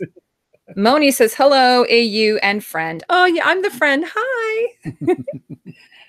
Golf Princess says, I am staying away from any leaks or spoilers because I want to enjoy the last season as it unfolds. Yeah, absolutely. In fact, like last year, for instance, AU, I don't know if you did this, but like say when the show was about to air, I kind of went radio silent with everything. I didn't want to hear You had anything. to, didn't you? It was Yeah. crazy. They Yeah, were I would getting just full episodes on YouTube. I just couldn't understand it. yeah, and with the oh yeah, and then we had those leaks and everything as well. Hmm. That Hmm. was such a drag. So anyway, I mean, we have a little bit of time left. So should we? I know we kind of maybe squandered the Game of Thrones a bit, but I'm going to have you back, right? Will you come back? And then we can talk. Anytime, every Okay, time. Yeah. and then we could talk a bit about Westworld. You guys are Awesome. okay with that in the chat? Everyone's I'll been be so great and hanging out here. We got 21 in the chat right now. I'll be glad to rant about Westworld anytime you want. Awesome. Okay, so guys, there might be some spoilers here because we're going to talk about the end of this season 2. And I don't know if Justin's still here. He's got some very strong feelings. I had Justin on actually, and we talked about it. I think we went on about it for a long time. So what are your thoughts? He's still going on. Now, even now? Well, him and me both. Oh, Yeah, okay, we have yeah. a lot to be to say disappointed would be a huge understatement. Well, I actually read the created like Lisa Joy and Jonathan. They had done an interview talking about season 3, and even in that interview, I just wanted to smack them. There's going because to be a season 3? No, just kidding. well, they've announced it. I mean, HBO has the numbers, right? So they'll know. Oh, there's definitely going to be a season 3. It's just it's going to be so long before it airs. Yeah. That it's going to be like this season of Game of Thrones. Yeah. Way far in advance. But I honestly, I loved all of the episodes up until 8. But when the 9 and 10 came out, it really showed a drastic change in the progression of the episode. The story is being told to you episode by episode, and you're assuming that that's the direction they're going. Now this show is so crazy that anything can happen obviously at any time. We found that out in season 1, where we were introduced to the Man in Black. In episode 2 we found out we were introduced to William, same guy. So they do go in a lot of different directions, but this season for me was totally unexpected, and like I said, episode 9 and 10 just threw me off really bad. Yeah. Well, one of the shows I'm watching is Mr. Robot, and I think they do a bit of a better job. I mean, they were doing someone was comparing it to like maybe Memento a little bit. You have this unreliable narrator type thing. Justin's talked a lot about that, the unreliable narrator. You don't know like whether you should trust it. So that's sort of what Bernard was, right? He was a bit of and of course we find out why. Although we're not always with him. So this is the thing. We're not always with his POV. We're with other people's POVs. So it's hard to sort of, if they were going to do that, I feel kind of like they needed to really maybe stick with Bernard. Like I said to Robert at one point, like, I almost wanted to say, who's in charge here? Like, who is the main person who for instance, the Alienist, we clearly know that the Alienist is the protagonist. In Game of Thrones, it's like an ensemble cast, but you have you know who your good guys are, you know who your bad guys are. But I don't know, like with that show, I didn't really know. I was like, I don't know what's going on some of the times. Yeah, especially since you mentioned Bernard, we saw so much of the cognitive dissonance where he couldn't remember, and it was because of the fluid that he was losing. And then we find out it had nothing to do with the fluid, really. Yeah. It was just him changing who he was, and he was being directed to do things that we didn't see. Yeah. Oh, sorry. Marie has a question. What is my favorite costume drama? Oh my God. Okay, let me think on that, and we'll keep on this for a bit. Oh, and Golf Princess says, I'm going to have to watch Mr. Robot. And then, sorry. Laura says, you can't get more morbid than Ozark in terms of costumes and set designs. Wow. Have you seen that show? Oh, yeah. It's a great show, but I wouldn't have put in morbid in terms of costume and set design. Maybe I'm not she quite means it's sure. morbid and then the costumes and the set design, or It's pretty plain Jane in I regards thought to so too. costume and set design I thought it's, for me, yeah, I think it's but pretty, I it feels love the pretty show. anchored. Like it really kind of tells a story. It sort of makes you feel like you're in the Ozarks. Yeah. Yeah. Yeah, I think it starts in Chicago, but Oh, it does. Yes. Sorry. yeah, so But yeah, once they move, I haven't finished it. It's a little bit like Breaking Bad for me. I had to stop for a while because I call I it was, the yuppie version of Breaking Bad. yeah, I had to like, I Yeah. watched Breaking Bad in stages. I got to the point where I'm like, oh my God, I can't watch this anymore. And then my sister was the same. And so I did the same thing with Ozark. I had to stop and I still haven't finished season 1. And I think it bothers Jack a lot. I think it bothers him more than me. So he wasn't happy watching it. He stopped watching The Walking Dead as well. Oh yeah. So I'll have to go That's a back and finish it. totally different reason though, right? Yes. Yeah, for sure. Well, he just thought, yeah. But I think I think he was just finding that Ozark was one of those, it was very stressful for him. Hmm. He felt it's Yeah, like, as a father, I would say yeah, that you've got your family that's relying on you, and it's yeah, literally life and death. yeah, So absolutely. yeah, It's so yeah, tense. So now, okay, so back to, so we were saying about, Bernard yeah.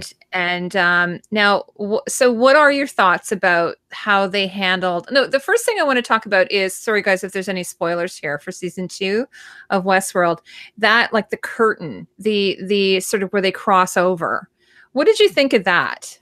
Crossover in regards to the new world The new for world, or the yeah, their host. afterlife, or what have you Well, call it. here's the question that I have Hmm. is that array is what it's called, where it's a semicircle, was Sure. created and presented to us in the very beginning, so 30 years ago, roughly, um, where William had made the forge. So, what my question is, why would they need an array that large? Hmm.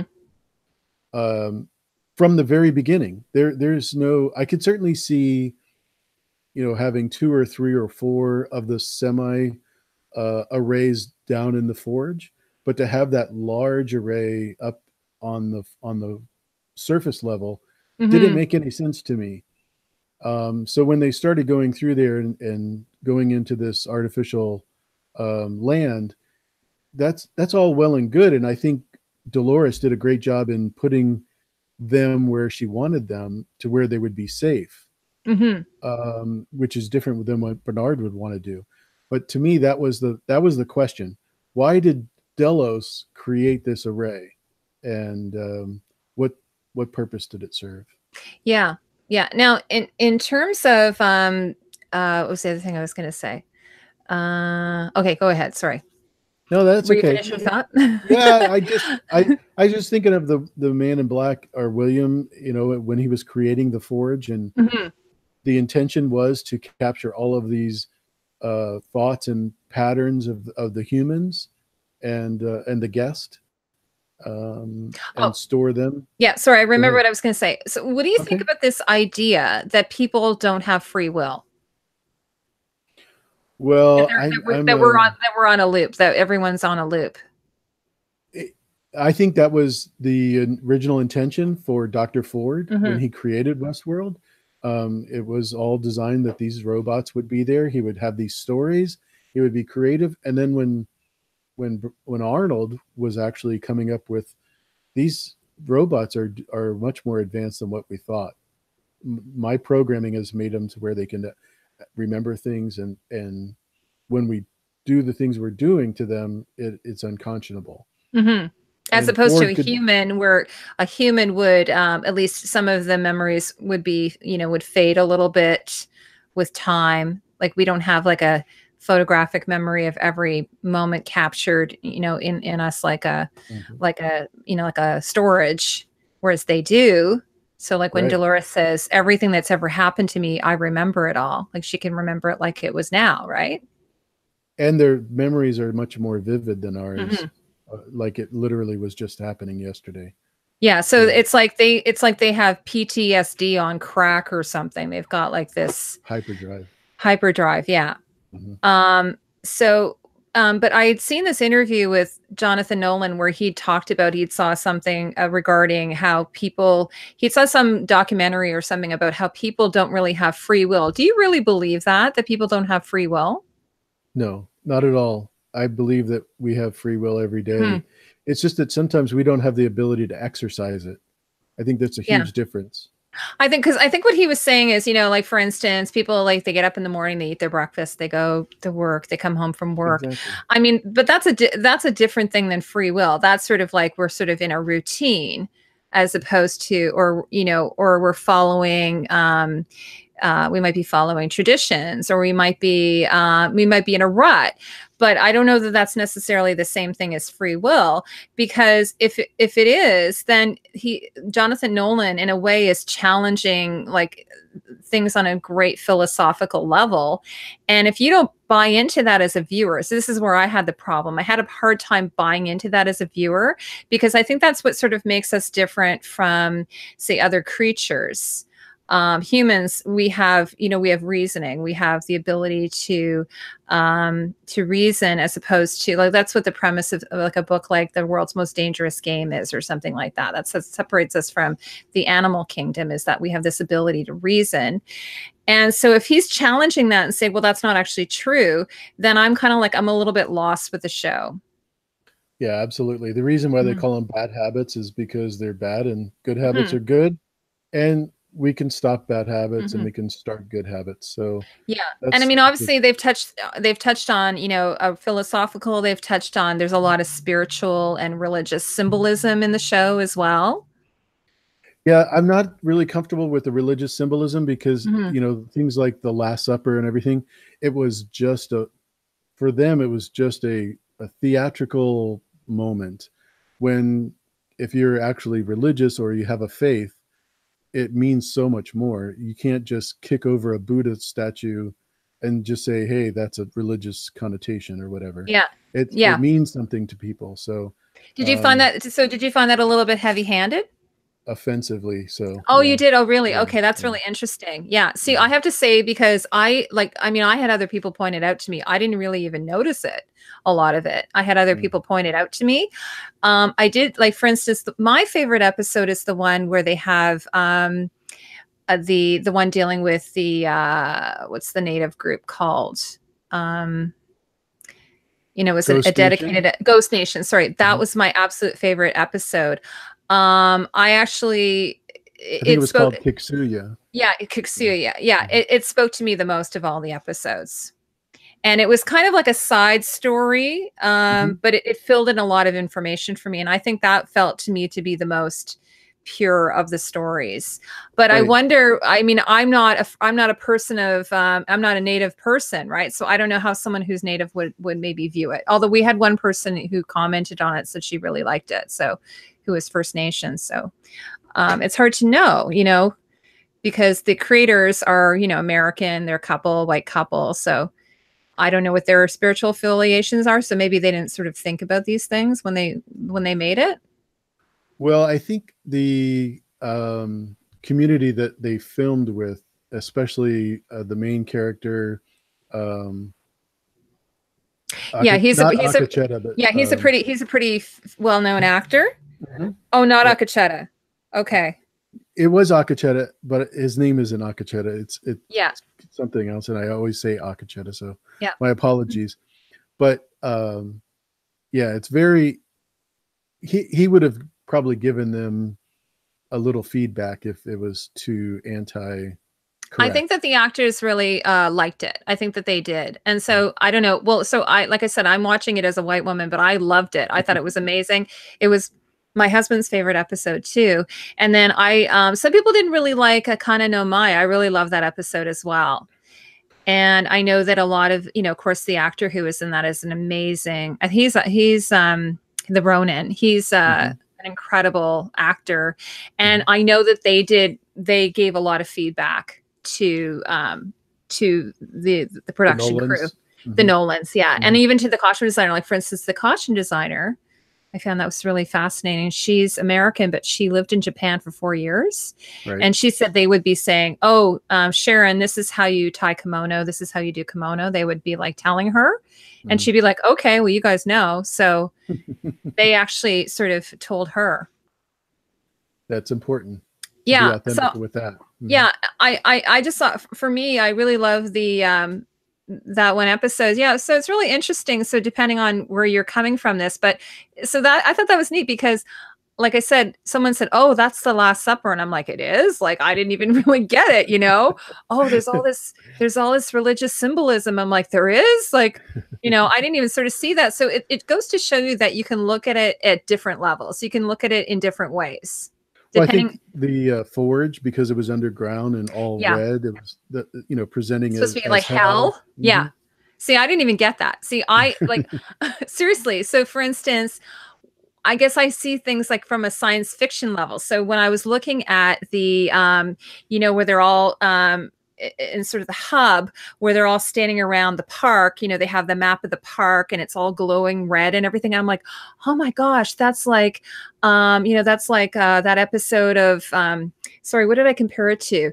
It reminded me of Logan's Run. I was like, oh my gosh, this is like Logan's Run. They're in an underground city, it's like all spacey. So that's how I was seeing it. You know what I mean? And then other people were like, talking about the, where they're storing all the souls or whatever. So I guess that's sort of the idea. It's like souls, right?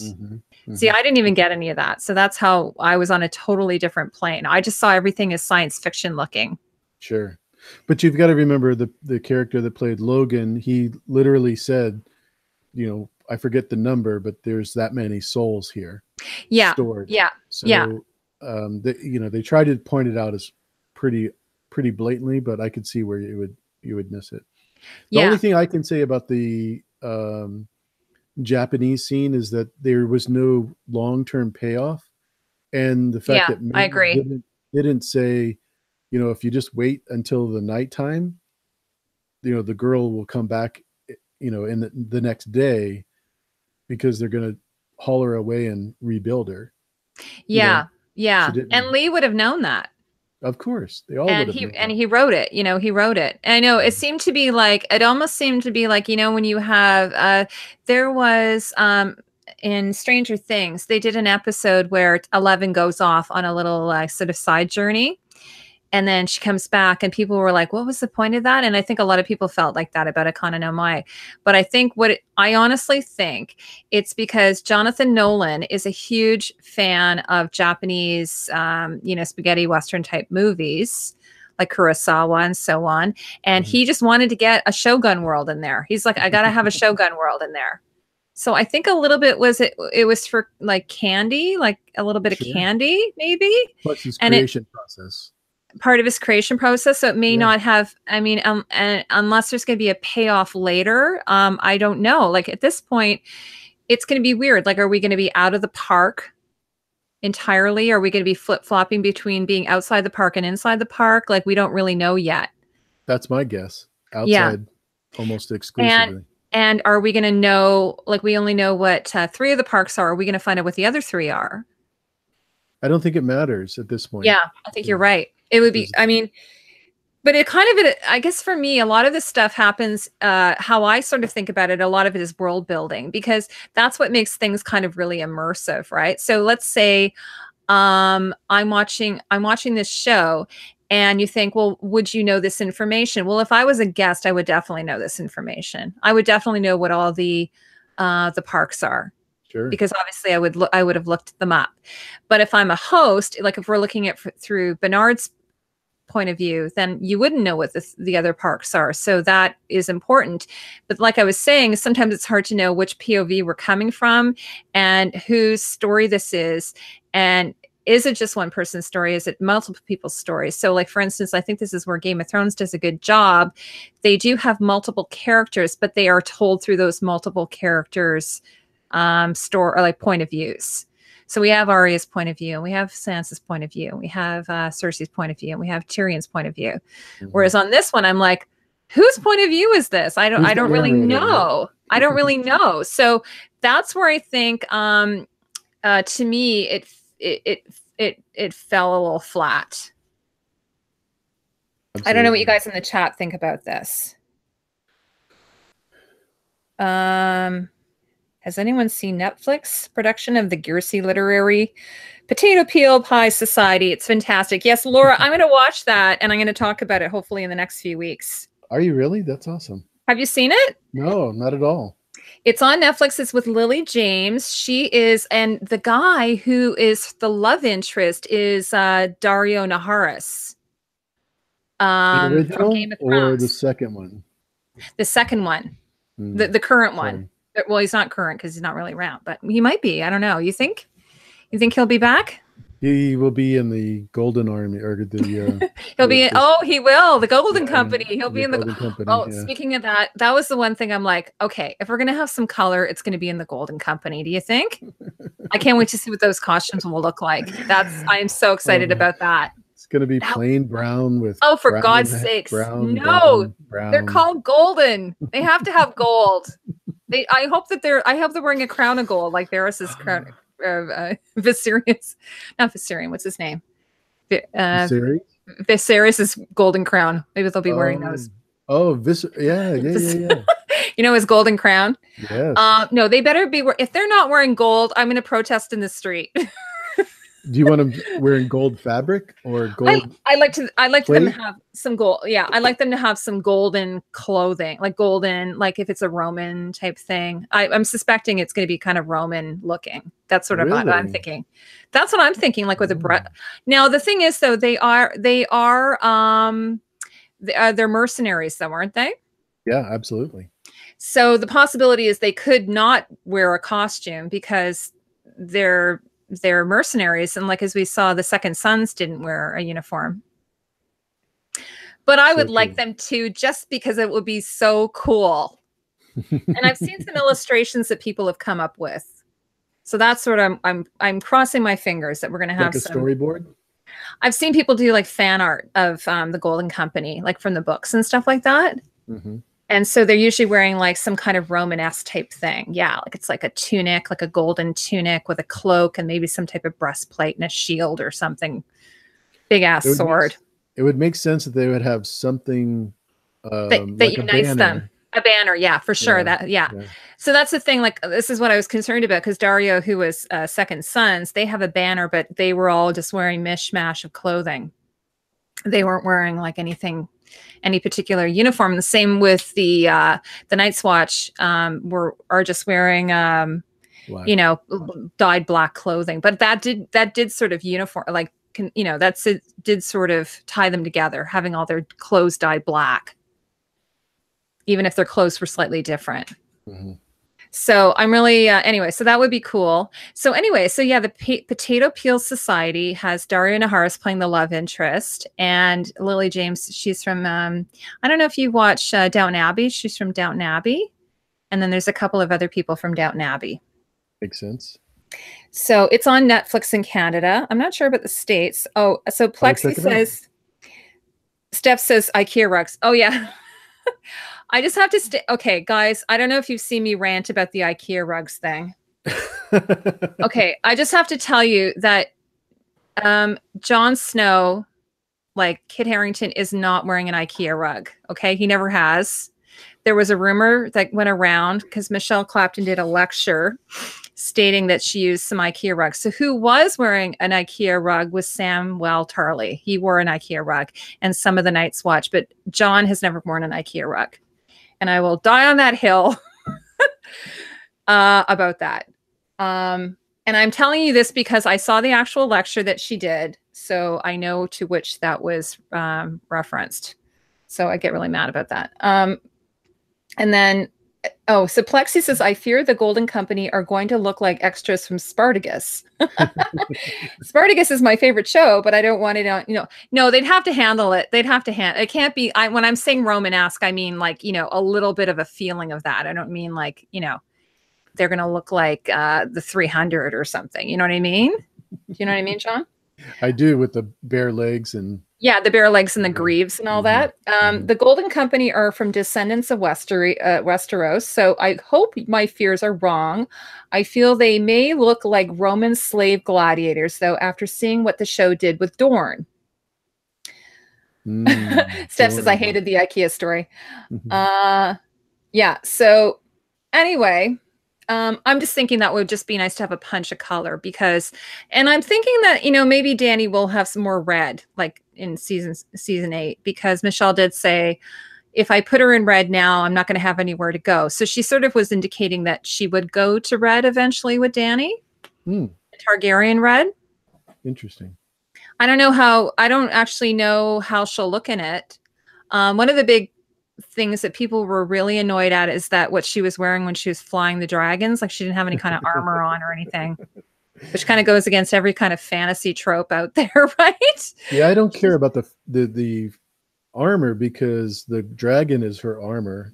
The Yeah, belly that's of the true. dragon is The the belly of the dragon, whole. yeah. Yeah. But just being cold up there, right?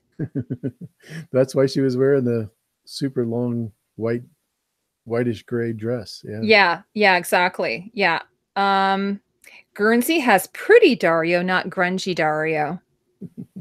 So you Yeah. didn't like Ed Skeen then? I like him actually. Ed Skeen, who played the I'm happy original. for you. Oh. He played the original. He played the original Dario. Screen or Ed Skeen. He's the Mm, bad guy in Deadpool. yes. And apparently, the parting of ways with him on Game of Thrones was not his choice. Like he didn't. There was some issue production had with him. Yeah, I didn't realize the name, but the original one is the one for me. They could Ed have easily, Skeen. Yeah, yeah, they could have easily put a gold tooth on him and yeah. a little blue dye on his beard, and it would have been perfect. Yeah, and that's the other thing. I don't know why they didn't do the blue. I think again, it Absolutely. could have been that Michelle. She actually, you know what? She wouldn't have had a say in that. That would have been hair and makeup. So I'm not sure why they did that. I really loved his costume. I thought it was really great. And then when Much the funny much thing is when they better. hired the other actor, they just took the costume and put it on him. They didn't even give him a new costume. It's crazy. They were It looked hoping like he nobody was would wearing his notice. dad's suit. I know. It's like they were hoping nobody would notice. Okay, we'll just switch him out. And I mean, the original Dario had long hair, which the actor doesn't in real life. The actor in real life has very short hair, whereas the actor they hired, I wasn't crazy about second Dario, to be honest with you. Yeah. I'm right there with you. Okay. Well, we're probably going to start wrapping up here. I don't know if anybody else has anything to ask. Now, what I want to know is like, so what do you have coming up? Like, what do you have coming up on your channel? So on the 12th, 11 Central, the author CM Stevens, who is known in the chat as Living My Rhapsody, and that's her YouTube channel, will be on talking about her books, Titans from the Stars. That's really exciting. And then on the 22nd, which is National Hobbit Day for all of Oh you my God, people, really? Angelina Ahai and I will be doing a live stream talking about the Hobbits, all things Hobbit.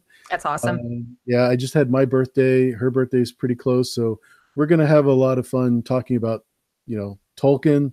Similarities between Tolkien and Martin are always fun, and of course, just having second breakfast is perfect. Yes, I do second breakfast a lot.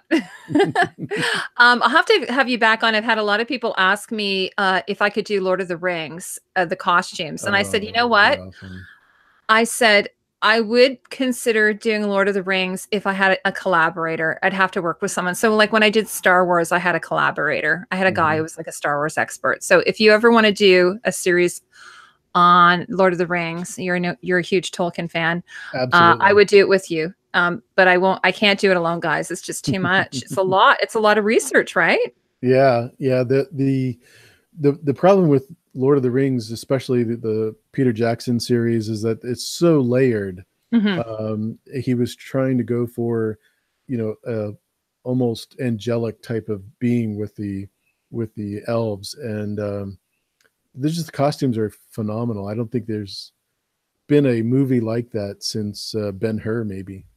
Yeah, absolutely. So I would totally take on the challenge. But yeah, like, so AU, if you ever want to do that with me, I would totally do that with you. Anytime. Yeah, love it. Okay, awesome. So you guys can tell me what you think of that. You got a new victim. Oh, cool. That's and then what else can I say? So you have those 2 great shows coming up. That's amazing. And I wanted to mention, so what's the best place for people to find you? Well, I'm actually everywhere as AU Packmule. I'm on Twitter, Facebook, and obviously YouTube. And yeah, you can find me anywhere. You can even, my email address is aupackmule@gmail.com. So you can contact me that way if you'd like. Love to talk Game of Thrones, Westworld. Yeah, you're very approachable. Like if anybody wants to talk to you, like you always respond to me. You're so cool, so awesome. Absolutely. Yeah, who And wouldn't? I did put your Twitter handle and your YouTube channel in the description. So Nice. I'll add your Facebook as well. Okay. Can I say thank you, by the way, before we get off too much, getting me off of that 666 subscribers. That was beautiful. I knew my wife was going to be so mad at me for having 666 subscribers. So it's just so funny because I went to your channel. If anybody doesn't know what we're talking about, I went to AU's channel the other day and he had 666 subscribers, and I'm like, oh my god, we have to fix this. So we did a call out to Twitter, and it got fixed right away. Yeah, we had some new subscribers from that. Thank you. Yeah. Oh, that's so sweet. I'm so glad that worked out for you. That was awesome. Yeah. And then, well, anyway, so yeah, so I'll put your Facebook. So if I look up AU Packmule on Facebook, you're there. So I'll add that to the link. Yep. Great. And then you'll come back again. I didn't scare you off. Anytime. Yeah, make it twice as long as half the time. We'll have to make it longer. Whatever. The problem is we'd have to have a bathroom break if we're going to do it longer. I don't know how people do it long. I have to have a bathroom break if we're going to do it 4 hours or something. Absolutely. And then I was just going to mention, so next week I have my friend Patrick is coming. He is a Queen expert, you know, the band Queen. So he's going to come on. We're going to talk about the new Queen biopic. So that's going to be really fun to do. And also, I was at Fan Expo next week, so I have a couple of videos coming out, guys, for you to look for. So I'm going to have one where I interviewed a bunch of cosplayers. It's really fun. So that'll be happening. And then what else? There's one other thing. Oh, and then I mentioned about doing the poll on YouTube and Twitter. So if you guys, I put a link in the description, go to the poll and vote for your least favorite Game of Thrones costume of all time. I'm going to tally it up, and then I'm going to do a fun video. It's probably going to get a lot of, like I was saying, there's going to be probably a little bit of fighting going on about it. So if I put 4 choices, because that's all it would let me do. But if there's something that you really hated that's not on my list, just put that in and I'll count that. Okay. So hopefully you guys can all go. And I want to thank AU. Thank you so much for coming. This was so much fun. I knew it was going to be. Good. Yeah, it was a blast. I had a lot of fun, and it flew by, didn't it? A lot of great topics. So yeah, absolutely. Yeah. And it just flew by. And we had such a great, and thanks for everybody in the chat who came. We had such a great turnout, and it's great to get to know some of your viewers, and hopefully we can all become, we call us a fandom family here. Absolutely. Justin's gone. I think he bolted. He's out of here. Asen says another video. He's probably making a video. He's a really talented guy. Asen says, "Ooh, Lord of the Rings costume." She sounds like she'd be up for that. And then Plexi asked, "Have I done Rome?" No, I haven't. I haven't seen it. I will add it to my list. And then Laura D says, "Oh, she says I'm pleasant. Sorry, guys, I was a bit giggly tonight. I get a little silly sometimes. It's like, I get to get away from my kids when I always make a joke, AU, that I lock them in a cage and give them their electronics. But I think actually they're watching a movie with Dad. Like I was trying to get them to watch Black Panthers on Netflix right now, so they haven't seen it. But anyway, I don't know. Maybe they watched SpongeBob. Who knows? And Aaron says it was finally nice to see you in person. AU. Always nice to see you, Aaron. You do a great job. Yeah, and you're just as lovely in person as you are like when I've spoken to you. So it's just been really a pleasure having you, and we will definitely do this again. I hope so. Yeah, and there's lots for being here. Thanks, everyone. And there's lots to talk about, especially with Game of Thrones, because we have a long wait. And so, but there's tons to talk about, right? Yeah, especially new Lord of the Rings series that's coming out on Amazon. Mm-hmm. Talk about costumes. That's going to be super Yeah. because the budget is like $1 Absolutely. billion. Oh yeah, absolutely. And then Yeah. and there's going to be and then there's of course a Game of Thrones spinoff that we'll hopefully be learning more about in the next little while. 10 years. Oh my God. Yeah, no, I Awesome. was saying I'm going to be like be doing Game of Thrones costumes till I'm an old lady. Can I have one last question? Yes, absolutely. What's the brand of your sewing machine in the background? Is that a Husqvarna? It's not, it's a Singer. I have used Singer. Oh my Husqvarna, God. which is a really Wow. good brand, but it's a Mhm. Singer. Jack bought it for me on Amazon. And and Nice. I got a case as well. So guys, if you ever buy a sewing machine, make sure you get a case because then it keeps it dust free. That's free. And then I've got my Daenerys on her throne over here. I don't know if you can see that. And then And I got my Man in Black. Yeah, Mhm. Jack bought me the Man in Black for my birthday. Nice. So Nice. yeah, so those are my little toys. I'm going to add to Creative. it as I get bigger, you know. I'll add some more toys to it. Nice. I'm going to improve my set as time goes on. If you have a favorite Funko, just to let you know, the location where they're all coming from is in Everett, Washington. Oh, Not really? too far from where I live. So be glad to pick one up for you.